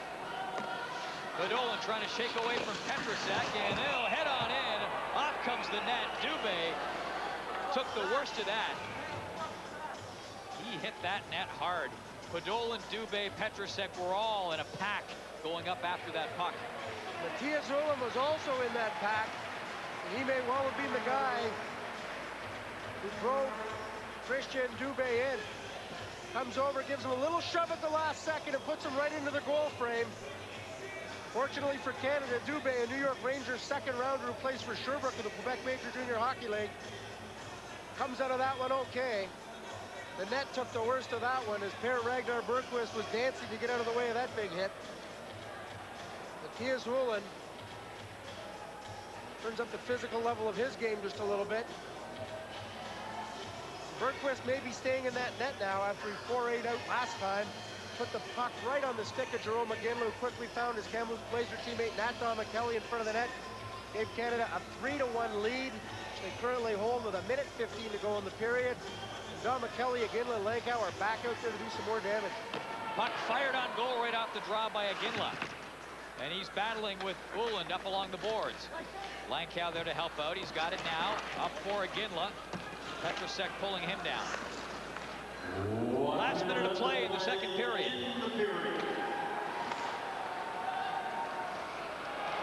And look out, here comes Dom-McKelly. Picks up the loose puck, trying to muscle his way in there. Centers it in front. And the puck calmly cleared away by Janssen. Janssen got caught and opened up the trail for Dom-McKelly. And although he wasn't able to get much of a shot away, he dropped that puck right out in front of the net. Oh, he's got such quick hands, he ended up with not one shot, but two shots. Able to get his own rebound. And only players with really quick hands and a quick stick can do that. Puck cleared up ahead. Botterill just shoots it up there. Wright coming up into the corner. He's given a bump. Janssen watching him. Botterill goes after it in the corner. Puck comes up around. Warner bumped along the boards. And Canada is 20 minutes away from its 4th gold medal in a row at the World Junior Hockey Championship. Damon Langkow with a pair of goals. Canada with a 3-1 lead.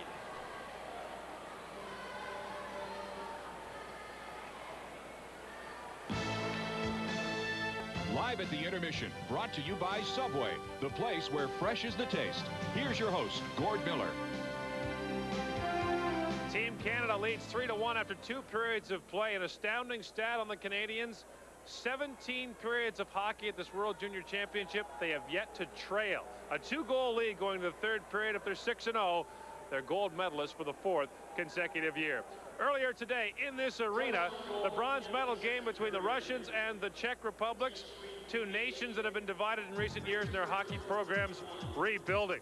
First period, Vaclav Varada scores to give the Czech Republic in white a 1-0 lead. But the story of the first period was the goaltending of Alexei Igorov, who simply kept the Russians in the game. The shots were 20-3 in favor of the Czechs after the first period, but it was only 1-0 until the second. Alexei Morozov spins and scores to tie the game at 1. And then late in the period, the young man who just turned 17, Sergei Samsonov, who may go #1 overall in the '97 draft, takes the centering pass, snaps it home, gives the Russians a 2-1 lead after 2. Now in the 3rd period, Andrei Petrunin, Samsonov's line mate for most of this tournament, scores to make it 3-1 in favor of the Russians. And then Dmitry Nabokov, the Chicago Blackhawk first rounder, caps it off. The Russians win it by a final score of 4-1 to capture the bronze medal at this World Junior Championship. It's the 17th medal the Russians have won since 1977 at the World Junior. They've only been shut out twice since '77 from the medal. Also today, the 5th place game played in Marlborough, Massachusetts, about a half hour, 45 minutes down the highway. The United States took on Finland this afternoon, and the U.S. wins it by a final score of 8-7 in overtime. The Americans battled back from 7-5 down in the 3rd to win that game. The United States finishes 5th with a 3-4 record. 2 of those wins over the Finns, who they beat twice in this tournament. The relegation round wrapped up yesterday here. Ukraine finishes 10th. It gets bounced down to the B pool. Poland comes up from the B circuit. The big news, though, is that Switzerland finishes 9th, so Switzerland will be able to host the tournament next year in beautiful Geneva for the Christmas holidays. One of the big stories of this World Junior Hockey Championship has been about Team Sweden and the fact that two of their top defensemen, Johan Finstrom and Daniel Tarnquist, had to go back home to Sweden for a game in the Swedish Elite League. Finstrom was injured in the round robin, couldn't have played here anyway, but Tarnquist has been one of Sweden's best players. Tarnquist is a draft pick of the Florida Panthers, but had to go back because his team Rögle was facing relegation in the Swedish Elite League. Well, this morning, the game was played. Rögle won it 4-2. It will not be relegated, and according to scouts who were at the game, Tarnquist was one of the best players on the ice. When we come back, we'll speak to Murray Costello and Ed Chanel, two men who have had a big part in building Canadian junior hockey. We'll be back with more in our second intermission right after this. It seems that the first rule of business today is to be an e-business. The second rule is to work with a company who pioneered the direct way of using the internet as a business tool. Dell built their business around this direct model, which made them a forerunner in e-business. They provided the equipment we needed to use the internet to establish one-to-one relationships with our customers. With Dell's help, we're breaking down the walls between our ideas and reality. Be direct. Dell. Dell workstations use Intel Pentium 3 processors. It will cover all the events and moments that define the very spirit of Canada. 100 years of Canadian sports, the series, only on TSN. And here we go, third period coming up. Canada 20 minutes away from its fourth gold medal victory in a row at this tournament. And the team starts the period off at even strength. Canada with a 3-1 lead. Here's Macaulay up there trying to get it in front. Moline coming back for Sweden. Fires it up there, and offside in the right wing was Anders Bergstrom, number 21. Between the boards after a couple of periods. Canada 1 for 4 on the power play, and also 14-9 in scoring chances, and winning the majority of faceoffs, a key stat to look at. Between the boards, brought to you by the Gillette Series, the best a man can get. Well, the Swedes are loading up their first line. Moline and Davidsson usually play together 10 and 15. They moved Anders Bergstrom, a very strong center, up onto the wing to try and get extra punch into that first unit.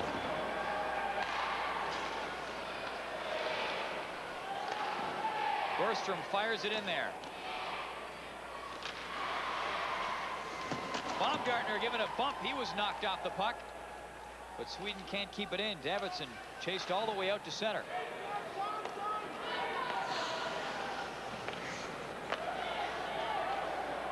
This is Wright for Canada. Jamie Wright clears it in and heads to the bench. Marcel Como gets in a change early in this third period. Here's Iginla out there with Domicelli and Lankow. Canada wants to play the simple game, the dump and chase game. Nice soft dumps into the corner. Gauthier fires it up. Bergquist kicks that away. Puck knocked down. Here's Iginla. This line is accounted for all 3 Canadian goals. Iginla, Domicelli, and Lankow. This is Iginla along the boards. Janssen watching him. Iginla battling up there with Janssen. Iginla trying to center, and he's got Lankow in front. Lankow has a pair in this game. Domicelli has the other.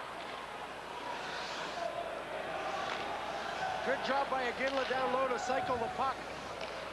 That's the equivalent of a football team just chewing up time with the running game when they've already got the lead. He has been so strong on the puck, winning the physical battles. Iginla's looked great. Theodore knocks that away, and he'll cover it up. Anger just pushing it in towards the goal, and Theodore hanging on to that. Coach Marcel Como, I'm sure he told his guys between periods, guys, I want you to empty the tank here. Talked a little bit to me about it before the game today. Said, hey, not much of a pep talk, just empty the tank. Don't leave anything on the ice. It's our last game together. Make sure it counts, and after 40 minutes, they've got the lead they want. Halverson shoots. Here's Ullin looking, fired that one through. It ricocheted off a leg. Anger trying to pick it up. Ullin moves it up. Anger taps it up along the boards. Loven is up there looking for it. Theodore just taps it over to Wade Redden's corner.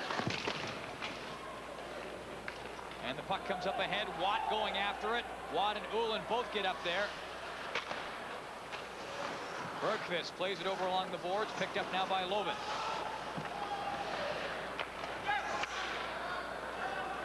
Puck just tipped there by Nilsson down the ice. He'll head to the bench.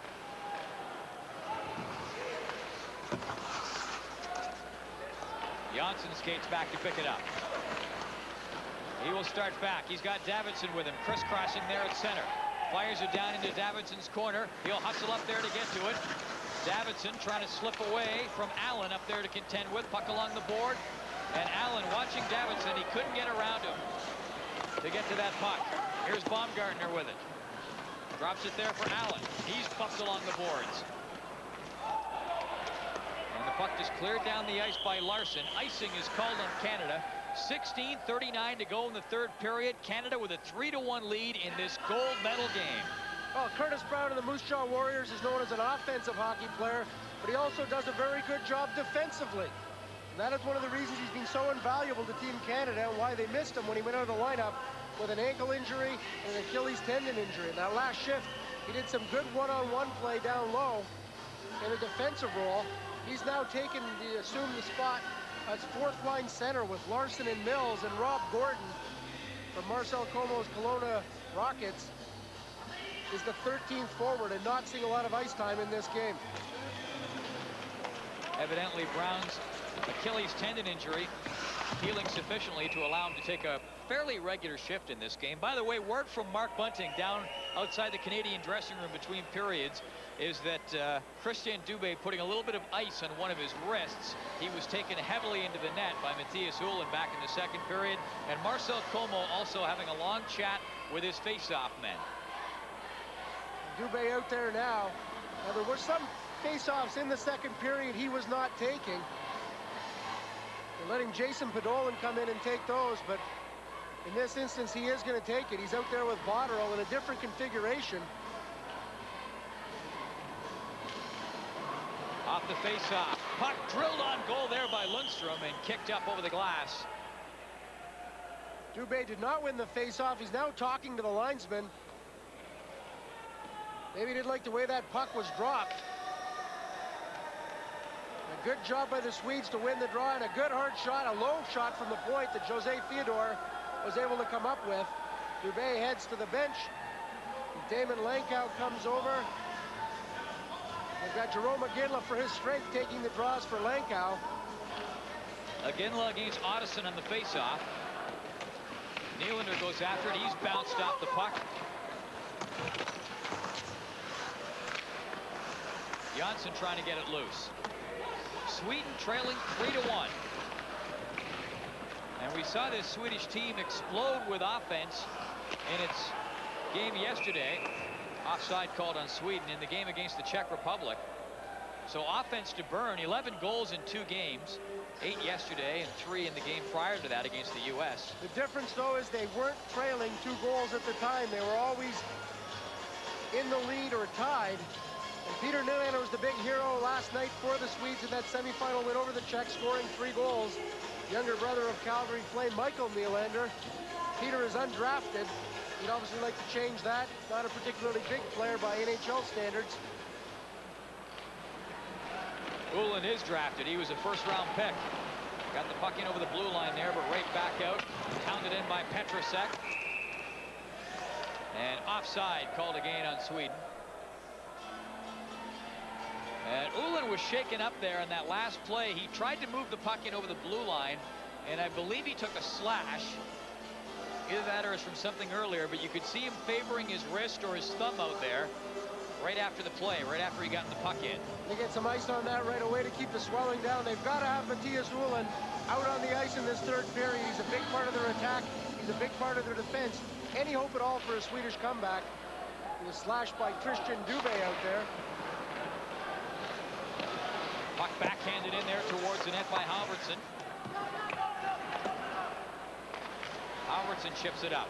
Maybe Dubé returning the favor. It was Ullin who nudged him into the net in the second period, and Dubé had some ice on one of his wrists as a result of that collision. You're watching the World Junior Hockey Championship gold medal game.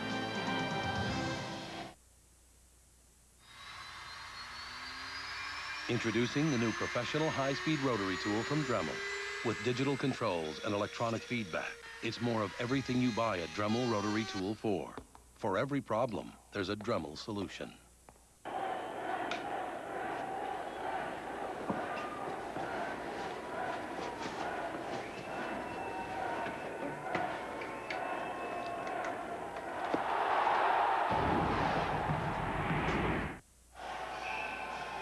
Mattias Ullin has not returned to the ice. He's still on the bench, getting a bit of ice on his wrist. And you called it, partner. They have to have Ullin to make a comeback in this game. Their best defenseman already missing their second and third best defenseman from when they started the tournament. Halvorsen tried to fire that one in on goal.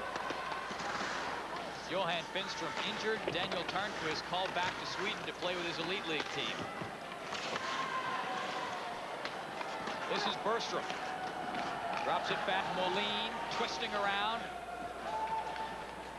And just can't find the seam there. And Canada will start back. Wright trying to get it across from McCauley. Had it picked away there by Halvorsen. And Wright will just dump it in. Jamie Wright corrects his mistake. It's imperative for Canada every time they hit the Swedish blue line not to get fancy, not to turn the puck over. Get it in deep and get it in hard. Hogarth tried to fire that one up. He was dumped as he ran into Jason Holland. And Canada back the other way. Aginla and Lankow along the boards. And that's broken up. Ullin back out there on the ice for Sweden. Puck up ahead. Hogarth going after it. Ullin moving up to the slot. And didn't get good wood on that. It's grabbed and held by Jose Theodore.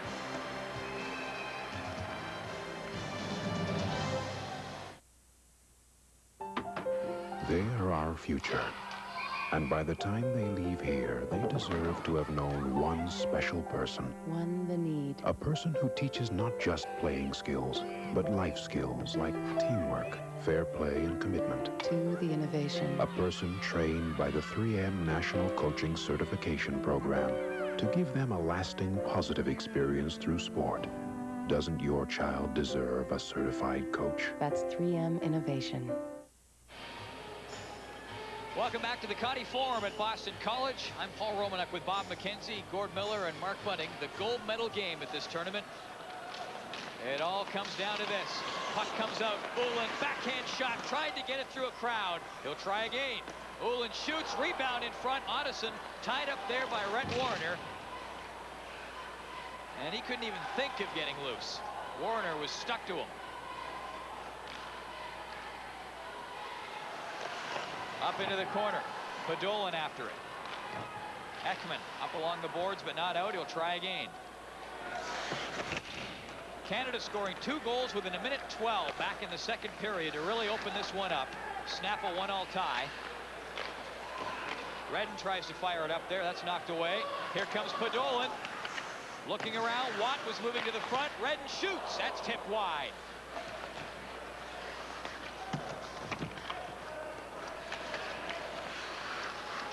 Here's Ullin. Nice pass up the middle for Nylander. He's on the way up there. He has Ekman with him, but that's broken up at the line. Podolin gets it up ahead. Here comes Brown. Big chance. Fired it wide. Brown looking in front.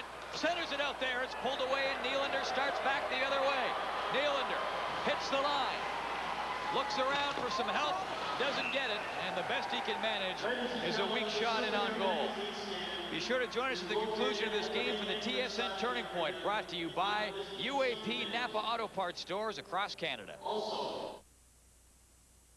As your engine revs higher, the oil inside creates a protective wedge that builds up and keeps engine parts separated. But as your oil's viscosity breaks down, so can the wedge. That's why there's Castrol GTX, the only leading 10W30 that provides maximum protection against both viscosity and thermal breakdown. Because if your oil breaks down, what's next? Castrol GTX. Drive hard. And try Castrol Syntec Blend for added synthetic protection. Well, Canada with a 3-1 lead. Good scoring opportunity for Curtis Brown and a good defensive effort by Brad Larson to get up, get back. on an outnumbered situation for Canada. Even things up in their own end. Puck poked away there. Kelly hustling after it. Janssen gets it up to Petrusek. Here's Kelly. Iginla drifting towards the front of the net, and Bergqvist will just hang on to it. Well, Canada has a pretty good transition game themselves, and Curtis Brown is the beneficiary of that. Jason Bedolan does a nice job of just touching the puck up. He wants to make a line change. Curtis Brown is fresh. He comes roaring down. And a good effort by the Swedish defenseman to steer Brown to the outside. He's got no shot at it on the short side. But a good effort by Brown. John Muckler's here tonight, and he's finally getting a chance to see Curtis Brown play some hockey. Every time Muckler comes to see Brown, he's either injured or kicked out of a game. Puck pushed up on goal by Gauthier. Bergqvist keeps it in play. 12:38 to play. In the third period, Canada with a 3-1 lead. This is Petrusek. And forced to the outside there at the blue line. I wonder how conservatively Canada's going to play the last half of this period. Do you think it will sit back? Well, they're sitting back right now, and I'm sure they don't want to. The Swedes are really taking it to them. Canada's got to start getting some momentum, and the way to do that is to get through that neutral zone and do exactly that. A nice soft dump into the corner. If they weren't on a line change, they'd be storming in at least one guy to try and slow them up. Moline poking at that puck. Uland up there as well, but here's Botterill for Canada. Gets it up, 2-on-1. Right shoots, rebound, scores! Macaulay, right there, right then. It's 4-1 Canada.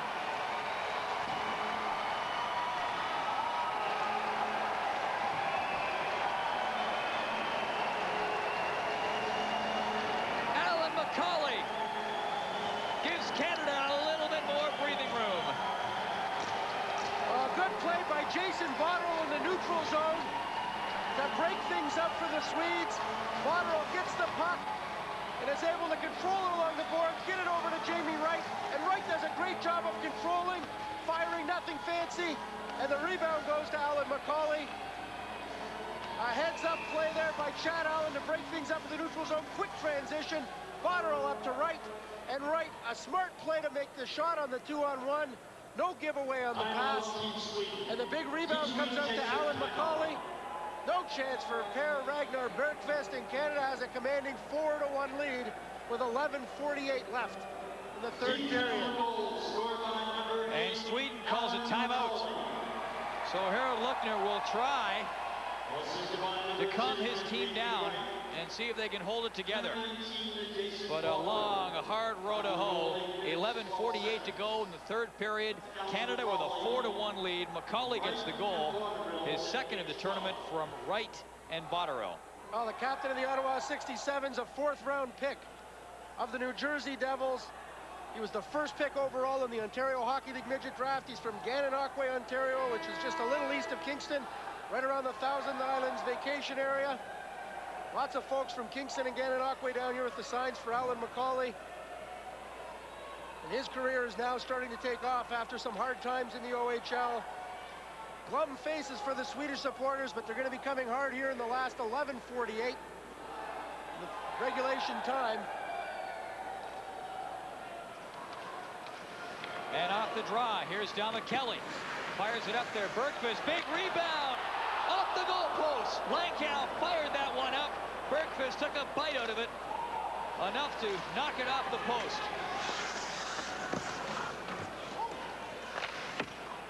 The wheels haven't fallen off yet, but they're sure getting wobbly on the Swedish bandwagon. Puck knocked down. Hogarth gets it across. Redden will clear it up. Dama Kelly's up there after it. Shoots. He had Iginla coming hard in the right wing.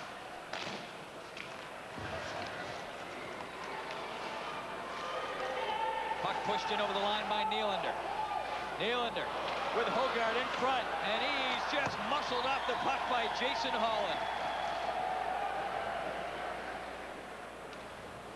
Here's Petrusek. Up to Nilsson. He couldn't handle the pass. Gauthier clears it back up. Bedolan up with Dubé.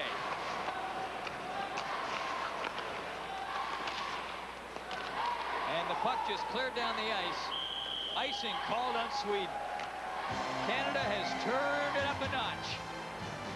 4-1.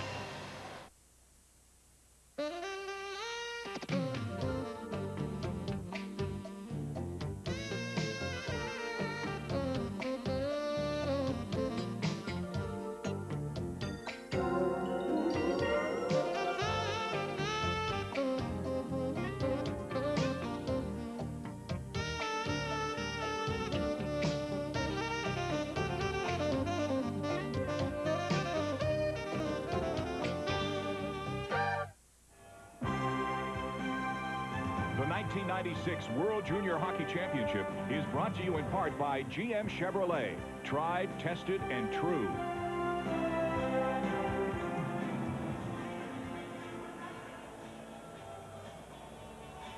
Oh, David Lankow has a great opportunity. He's left all alone. Right through Ragnar Bergqvist's legs and hits the post. And what was Peter Hogard, number 12 for the Swedes, thinking? He turned away from the puck and just left it laying 25 feet in front of Bergqvist.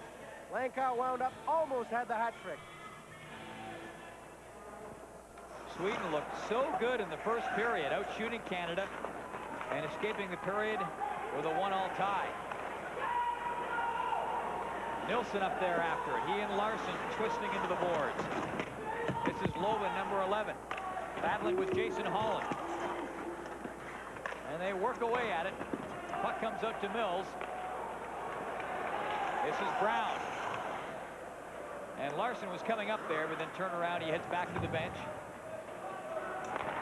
Petrusek breaks in over the line.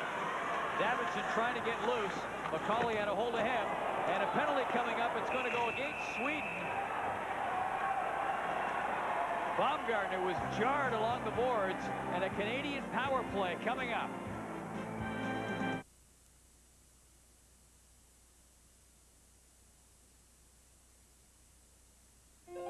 How the years, they fly by, fleeting glimpses, moments in our lives. Gotta hold on to them, catch them while you can.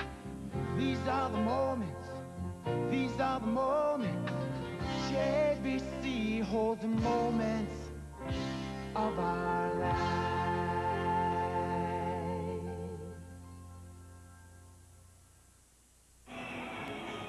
Marcus Nilsson, big number 27 for the Swedes, off for hitting from behind. Nolan Baumgartner with the puck behind the net. And there it is, a classic hit from behind. He puts his face up and actually almost looked as though Nilsson was trying to hold up a little bit. Comes in from behind, gives him a little bit of a push. And that's enough to draw the penalty. There's a good chance there's a 10-minute misconduct going with that, which is automatic. They have yet to put the penalties up on the boards. I'm assuming at this point it's only a 2-minute minor for hitting from behind, and that is exactly what it is. But there is a 10-minute misconduct automatic that goes along with hitting from behind in international hockey. So 2 minutes for hitting from behind, and double jeopardy because Sweden losing one of its better offensive players. Marcus Nilsson is in the box for 10 minutes, or the remainder of regulation time in this game. Pass up ahead to Dom Kelly. Up there with Iginla and Lankow. Lankow to Iginla. He gets it back to the line. Canada with the man advantage.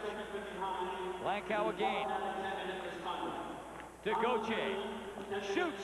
And that is held by Bergqvist. A good puck control under some pressure there. Gauthier fired that shot on net.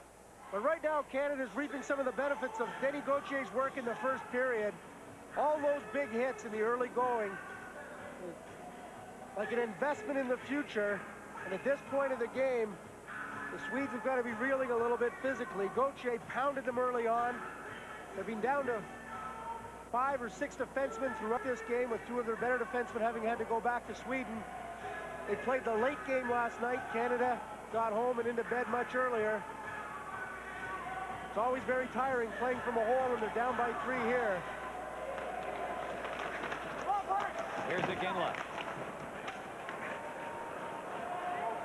Lankow goes after it. Lankow scored Canada's first 2 goals of this game.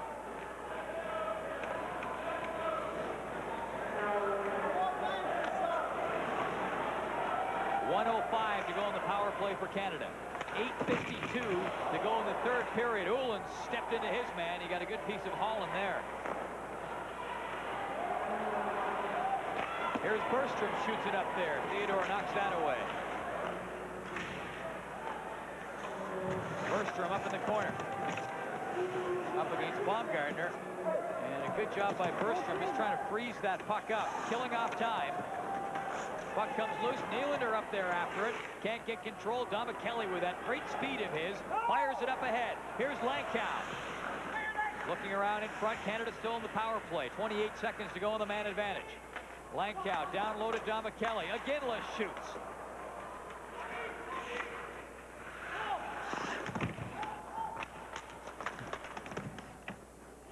Iginla and Langkow along the boards. It comes loose. Nylander jumps on it there for Sweden and drills that puck down the ice. 5 seconds left in the power play for Canada. But a 10-minute misconduct still being served by Marcus Nilsson. He's gone for the remainder of the game, or at least regulation time. Here comes Hogarth. Shoots. Rebound drops in front. Redden picks it up. Puck knocked down by Halverson. Throws it across. Nobody at that point.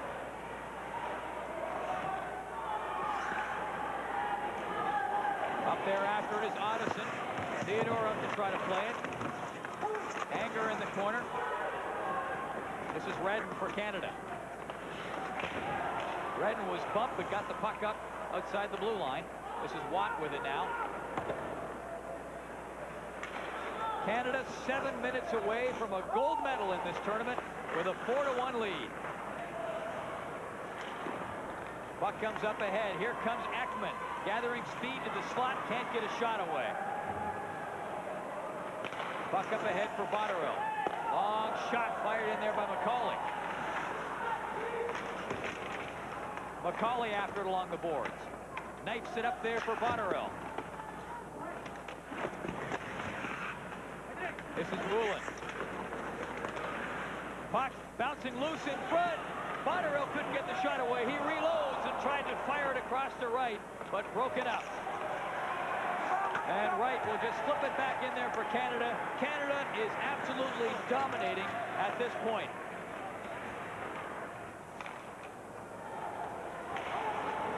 Warner pokes at it. This is Halverson. He'll just fire it in there for Sweden. Redden. This is Warner coming up. And Brown coming in hard for Canada. Johnson got there first, but he battles Brown down in the corner. Davidson in there, number 10, pokes it loose for Sweden.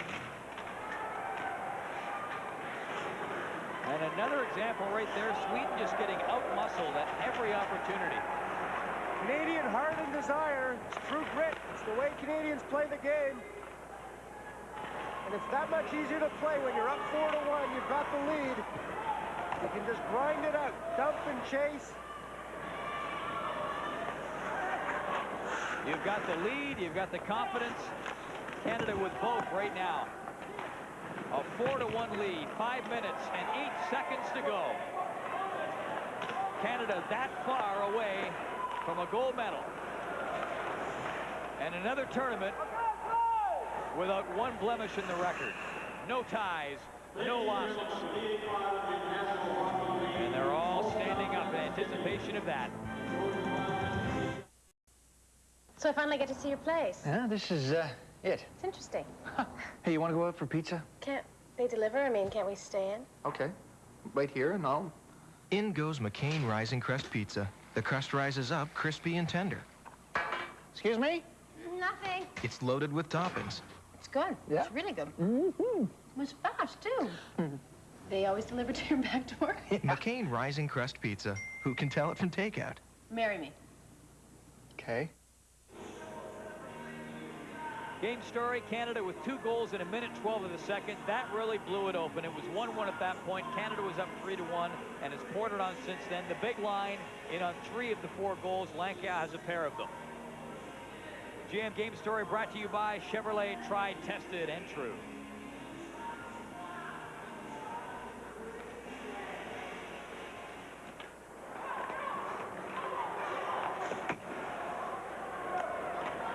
Matthias Ullin, who has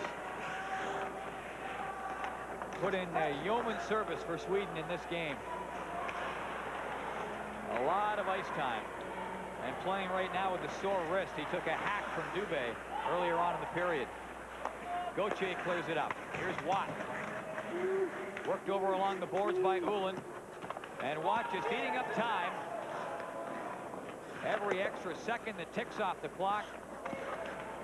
Just another nail into the Swedish comeback bid. Nylander trying to get up there after it. Puck just fired in by Petrusek.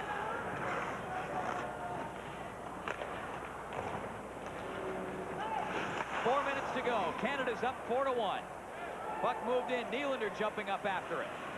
Here's Ekman along the boards. Lost his balance there. And Wright gets the puck down the ice. David Halverson back to pick it up. Up to Loven. Has Anger up there at the line, but couldn't hit him. And a two-line pass called on Sweden.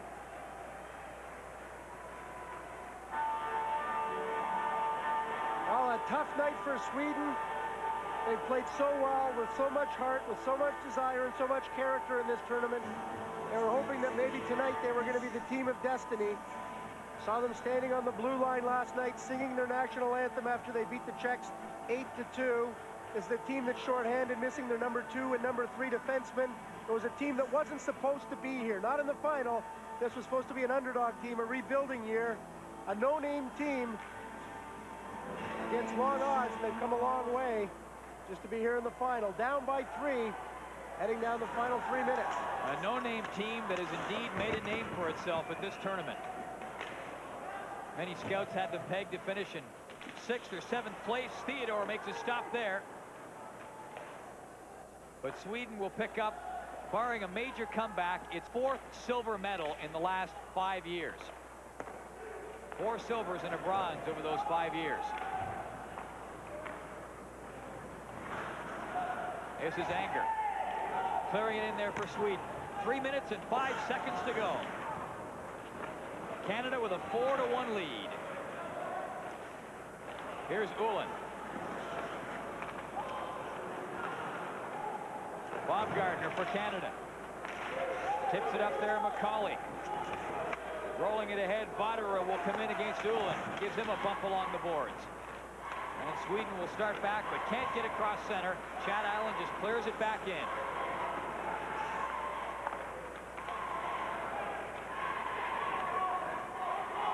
Lundstrom trying to get it to Ullin. Don McKelly's up there. Ullin around for Lundstrom.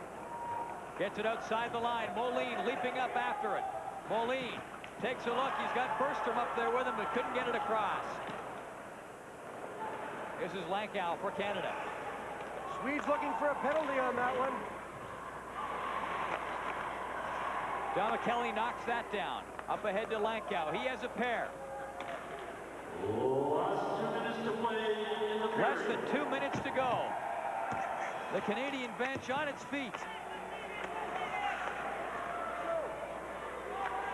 Lankow trying to twist away from Ottoson. Sweden down by 3, under 2 minutes to go. Up into the corner. Ottoson trying to dig it loose. Gets it out there to Hogard. Hogard just can't find any room. He's surrounded. And Podolin there to pick it up.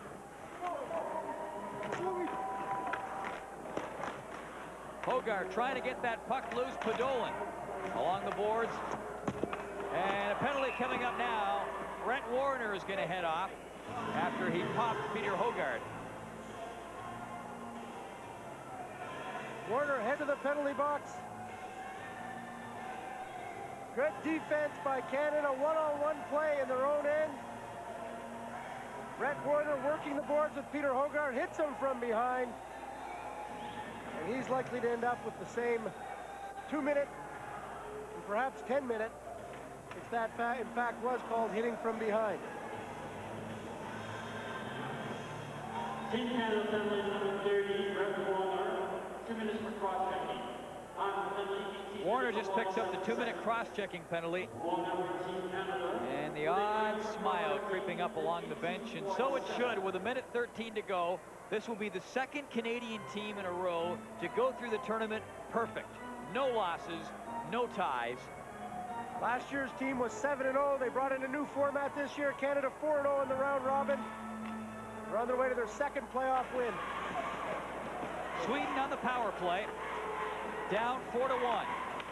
Puck fired up right on. Theodore saw that one coming through after Kim Janssen let it go from the blue line. Well, Paul, if you really want to know something about a hockey team, you go to the trainer, and the trainer of this team is Brian Boyes. I asked him early on, what kind of character, what kind of chemistry does this team have? And he says, I got to tell you, they are an unbelievable bunch of kids. We've had opportunities where we've set things up for them, where they don't have to carry any bags. We're doing things quickly, efficiently for them. And Nolan Baumgartner pitches in and starts carrying bags down the hall, and every guy on the team was the same way. They didn't have to carry their bags, but they did. Janssen fires it up. Puck comes out to Ullin. Shoots. Bounces up there and bounces wide. Theodore has lost his stick. It's sitting there at the side, but he doesn't have a chance to pick it up. Ullin shooting. That's knocked down in front of the net and cleared outside the blue line. Theodore retrieves the stick. Sweden with an empty net. So in effect, a two-man advantage with time ticking down.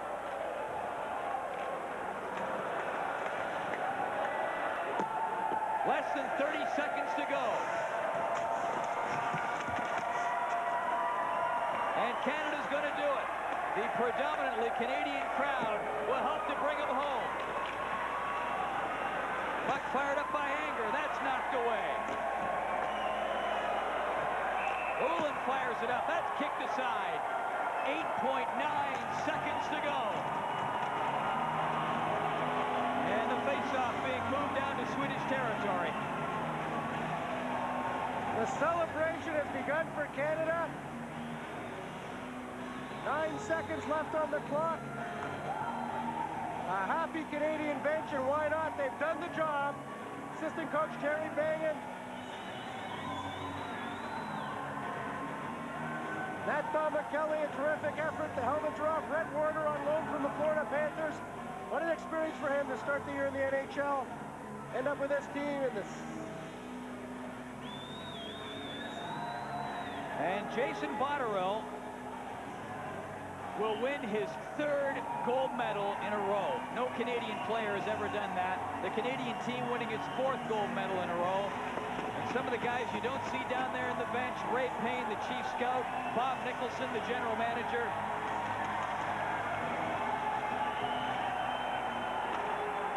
And off the face-off, it's 1, 2, 3, 4 years of solid gold for Canada.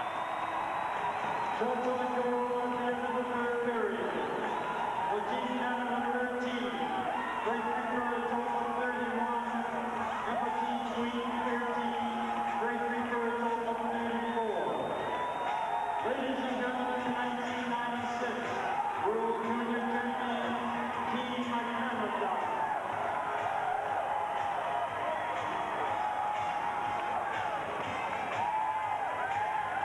Final score.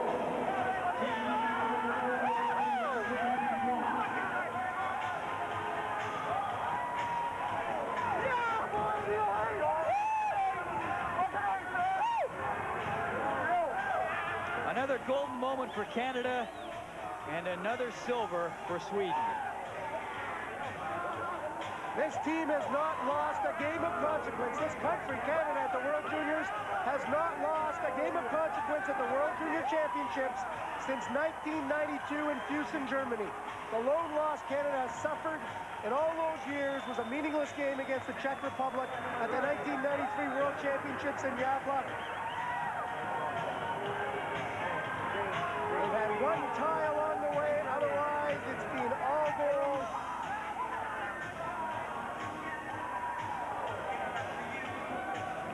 And Sweden with its 4th silver medal in the last 5 years.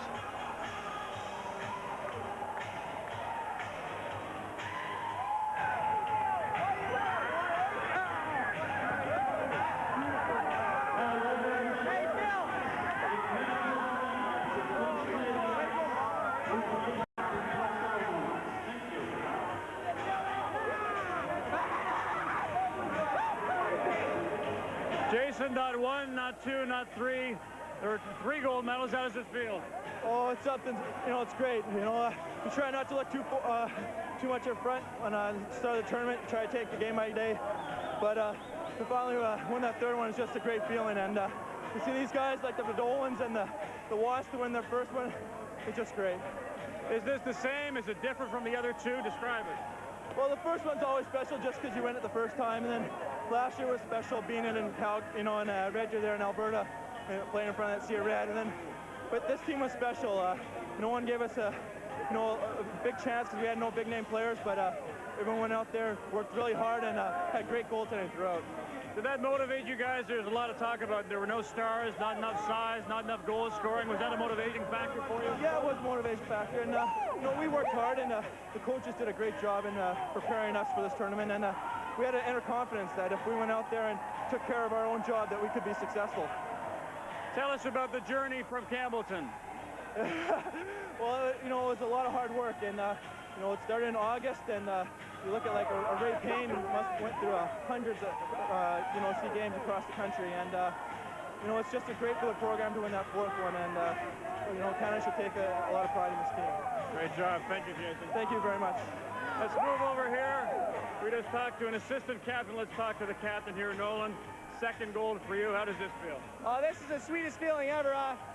These guys right here, any of these guys would have went through the wall for each other. And I'm just happy to be a part of this team. This is a great bunch of guys. I don't know how to explain it, but whoa! Is it just as sweet or sweeter than last year? I think it feels sweeter this year because it was all down to 1 game, and it was either you win or lose, and luckily we won. We just came out on top. It's a great feeling. Memorial Cups, gold medals, it just keeps rolling for you. Yeah, and I hope it doesn't end here. Hopefully later on down the road I got another chance for another championship. Just hopefully it doesn't end here. We've talked a lot about you wearing the C between periods. I heard you being very vocal, very animated. Give me an idea of what you were talking about to the guys. Well, just during the last intermission there, just being through the Memorial Cups and stuff, I could see it in the Sweden players' eyes that they had the fear there and they knew we were taking over. And the difference between this and them is that they were hoping and we were believing. All right, thank you, Nolan. Captain Nolan Baumgartner, Nat, come on in here. Oh, we're bringing both in. A couple of Kamloops boys here on the big line. Nat Gombat-Kelly and Jerome McGinley. Nat, describe this. Well, it's unbelievable. It's so different from your club team. I mean, we get put together for a month out of our lives, and we come together so quick, and it's a 7-gamer. We put it all on the line. We came through tonight. My man here led the way for us, and we're just fucking happier. Don't use the F word. Watch it up there. It's okay. Nat, tell us about your goal. Jerome set you up beautifully there. Yeah, he came in. He made the big hit, and then I went to the net. The goalie got cut out of the net, and I yelled his name. He fired it over, and we got a goal. The 4th goal seemed to put him dead, and we're just happy to be here. Thanks, Nat. Great job. Thanks a lot. Jerome, come on over. Real quick here with Jerome McGinley. Jerome, the goal where you set up Lankow the 2nd time, huge hit. You seemed a bit frustrated. You drilled the guy, and then you set it up. Yeah, I just got lucky enough to get him off guard. I don't think he was expecting me to hit him that early. I got lucky, and the puck was there, and Lanks was ready in the open, and he stuffed her in. All right, thank you, Jerome. Good job. Let's go back to Gord Miller now. Thanks very much, Mark. We've got a whole lot more coming from this 1996 World Junior Hockey Championship. The Tournament All-Stars will be presented. We'll hear from more of the Canadian players, and we'll see the presentation of the gold medal when we come back to Conti Forum in Boston. Join TSN for Sports Desk's Year in Review Special. An insightful look at the top athletes of 1999 and the last 99 years. Sports Desk's Year in Review Special, only on TSN. In this game, this is the biggest hockey event of the year.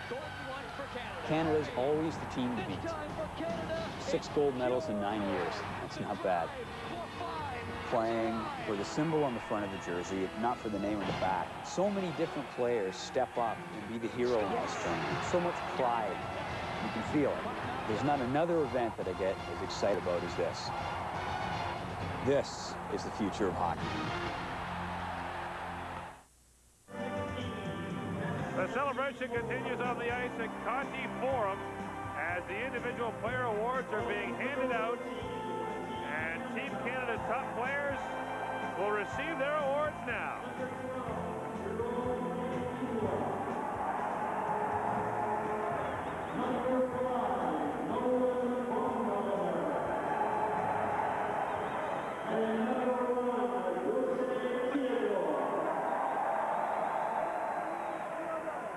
Jarome Iginla, Canada's top forward. He picks up 12 points.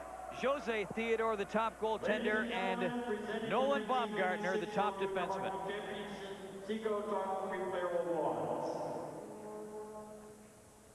And now they're going to announce the tournament all-star team. And I would hazard a guess that number 12 for Canada, Jarome Iginla, is going to find himself on that. An outstanding series for Iginla.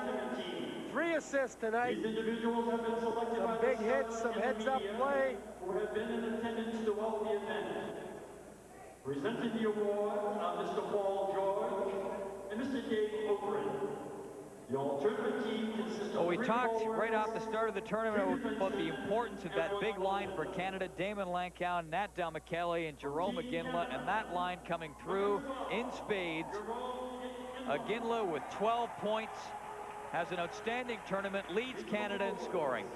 Iginla, one of the 3 forwards named to the all-tournament team. The other forwards named Johan Davidson, number 10.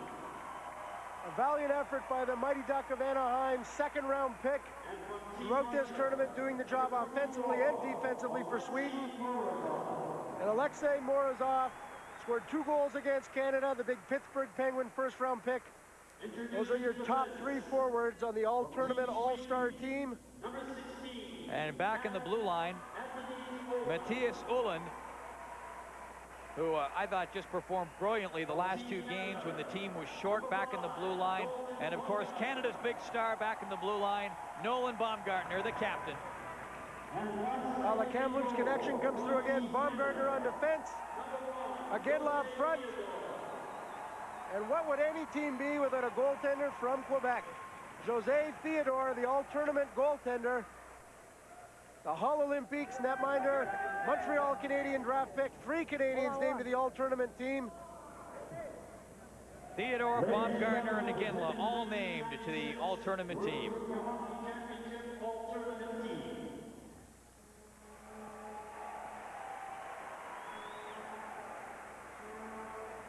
Well, the big line for Canada in on 3 of the 4 goals on the way to the 4-1 victory. And they continue to hand out the awards and the presentations. Still the medal presentation to come. And the award that they're going to give now are for the most outstanding. These are the Directorate Awards chosen by the director of the tournament, the top goaltender of the tournament, the top defenseman, and the top forward. From Team Canada, number 12. The top forward is Jarome Iginla.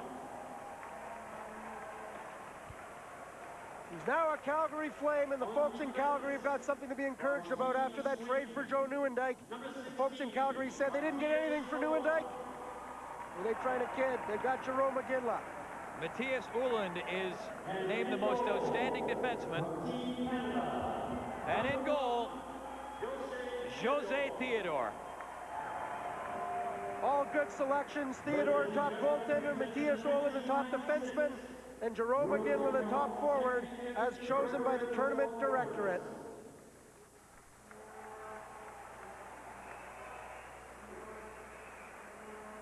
And all these awards being handed out pale in comparison to the honor about to be bestowed on the entire team, and that is having that gold medal hung around your neck. Silver and gold medals and plates to the winners. Bronze medal winners, the Russian team. World Junior Hockey Championship. And they'll be presented with the bronze, Sweden winning silver, and Canada taking the gold. Is Mr. Paul George. Accepting the bronze medal plate for Team Russia is number 22. Great job by Marcel Como, the Canadian coach. Nat Delmichele.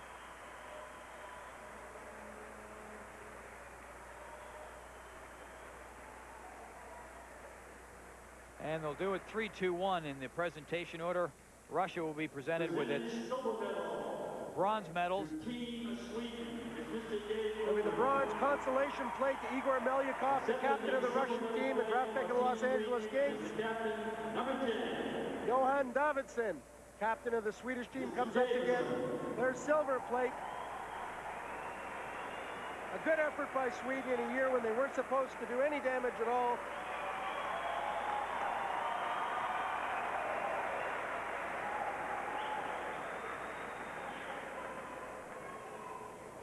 Now the gold medal plate will be presented to the captain of the Canadian team, Nolan Baumgartner. Although I wouldn't be surprised if the entire team follows him up there to receive it.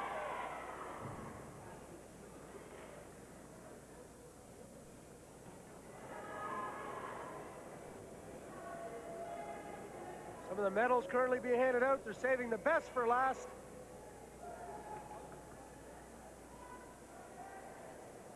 And they're presenting the silver medals to the Swedish team. At the same time, they are also presenting the bronze medals to the Russian team. Ladies and gentlemen, presenting the gold medal to Team Canada is Mr. Gordon Tiskovich.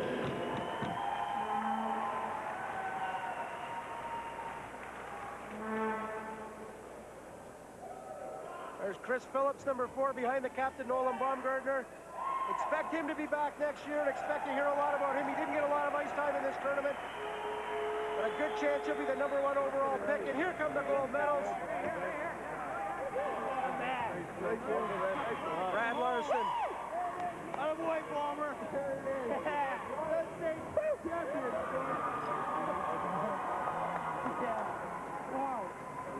Let's get that baby on you. Thank you. Number 3 for Jason Botterill.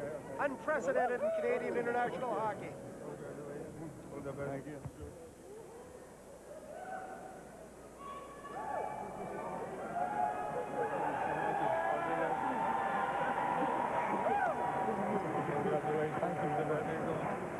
Alan McCauley receives his.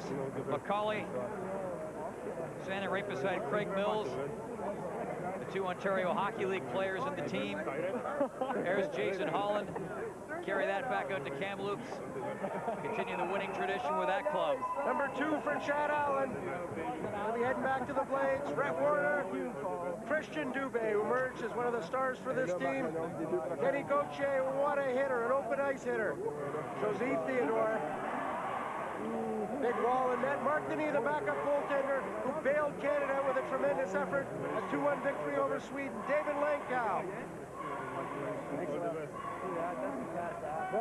Ernest Brown, assistant coach Blair Mackesy. Assistant coach Terry Bangan. What a tremendous job this coaching staff did. Didi Force, the trainer Brian Boyce. I get it. You're missing one. Okay, let's go. And? Missing one. Congratulations. All the best. Thank you. We're missing one, okay? It's supposed to be 28. Hi, Mom and Dad. Woo! All the boys, 4 gold medals in a row for Canada. And let's just take a look at all the gold medals in a row. 4, Gordon McMurray. Big! Back in the red! Accepting the gold medal.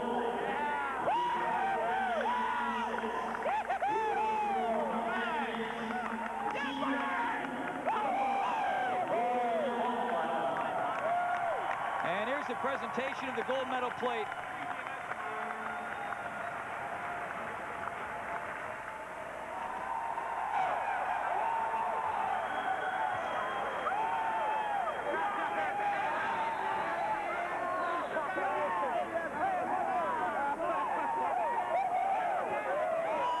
It's a lot easier to carry than the Stanley Cup, but it's just as difficult to get.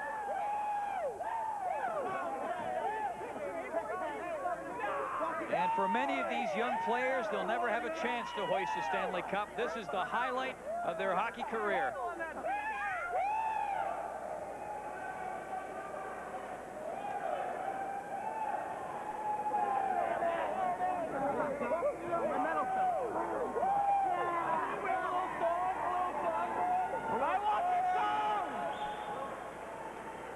And a big part of any Canadian win, the Canadian fans, many of whom came flooding down to cheer this team on. to its 4th gold medal in a row. And now, ladies and gentlemen, especially at the conclusion of each World Junior Hockey Championship, the host country passes the International Ice Hockey Federation flag to the country who will next host the championship. In keeping with this tradition, Mr. David Rogers will now pass the flag to Joseph Bruner, President of the Swiss Ice Hockey Federation.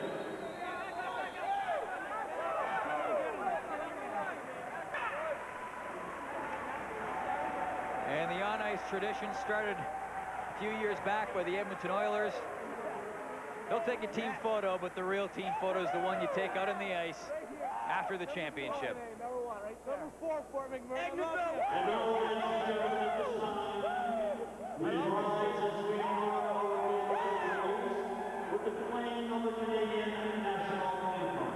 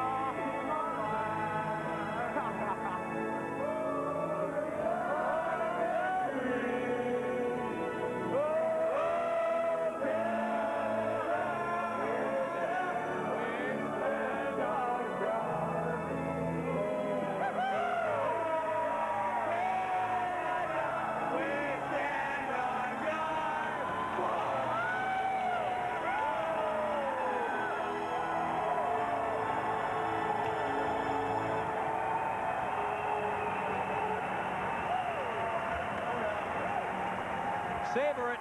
Another golden moment for Canada. The 4th gold medal in a row. If you're a Canadian, you're a Canadian hockey fan, you never get tired of seeing those pictures, of hearing that sound. Hockey is what we do. Hockey's what we're good at.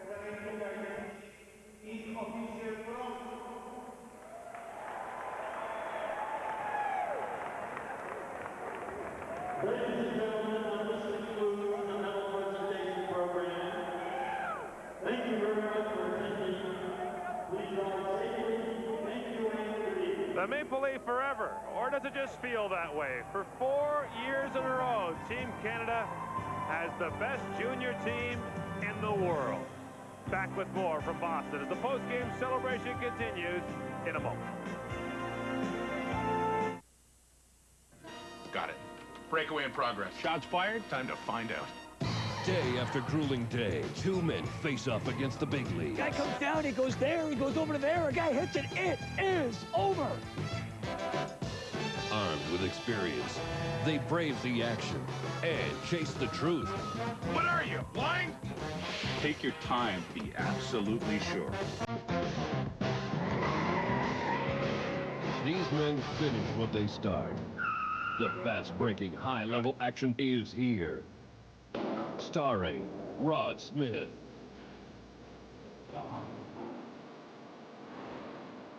And his partner on the beat, Darren Detition. Together, they are Rodsky and Touch. Rodsky and Touch. All new dynamic episodes. Weeknights at 11 Eastern on TSN Sports Desk.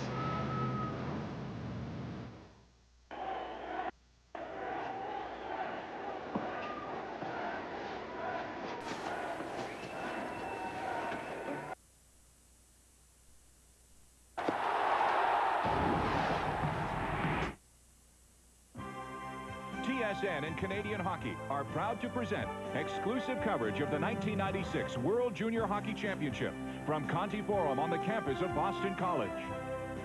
Brought to you by Air Canada, the official airline of Canada's national passion. By Imperial Oil and Esso Retailers and Associates Coast to Coast. And by Royal Bank, taking care of financial needs one customer at a time.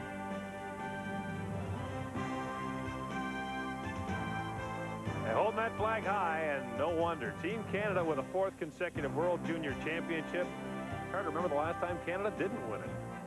Back here with Bob McKenzie, and Bob, back in 1992, that was the year, and since then Team Canada dedicated itself to putting together the kind of team that would always be competitive. Lasting memories for you from this championship? Well, I think they're all over the place. You look at the way this Team Canada really came together. But you know, it's funny, when at a moment of celebration at this time, some of the guys that I think about are guys like Brian Kilray, who finished 4th, Tommy Webster, who finished 4th, Rick Kornacki, who finished 6th, Bert Templeton, who was the year they were disqualified. And a lot of people get down on Canadian coaches when things don't go well, but it's by not doing well and things that are wrong with the program that Canada was able to fix so much of what they do. And I look at a lot of those guys that pioneered this team and went through some very tough times that weren't always of their own doing. So on a night when Canada wins the gold medal and they're champions and everybody's congratulating Marcel Como, and well-deservedly, and guys like Donnie Hay and Dave Keane, the guys that have won gold, I think of all the guys that did and all the good things that they did for the program that taught Team Canada how to win. You know, that's how you win tournaments, is by figuring out what you did, how you lost them. And I think those guys deserve a lot of the credit for the effort over the years. Well, Bob, you and I got a day off from each other tomorrow, and then back to work on SONHL Saturday night. We'll see you then. Thanks. Thanks a lot, Gordon. Bob McKenzie, just one of the many members of our crew here at this World Junior Championship in Boston. And as Team Canada celebrates in the dressing room, some of the names to talk about and some of the people that did the work here at this World Junior Championship came down on Christmas Day and brought you games from 5 different rinks, spread apart by about 2.5 hours over Massachusetts.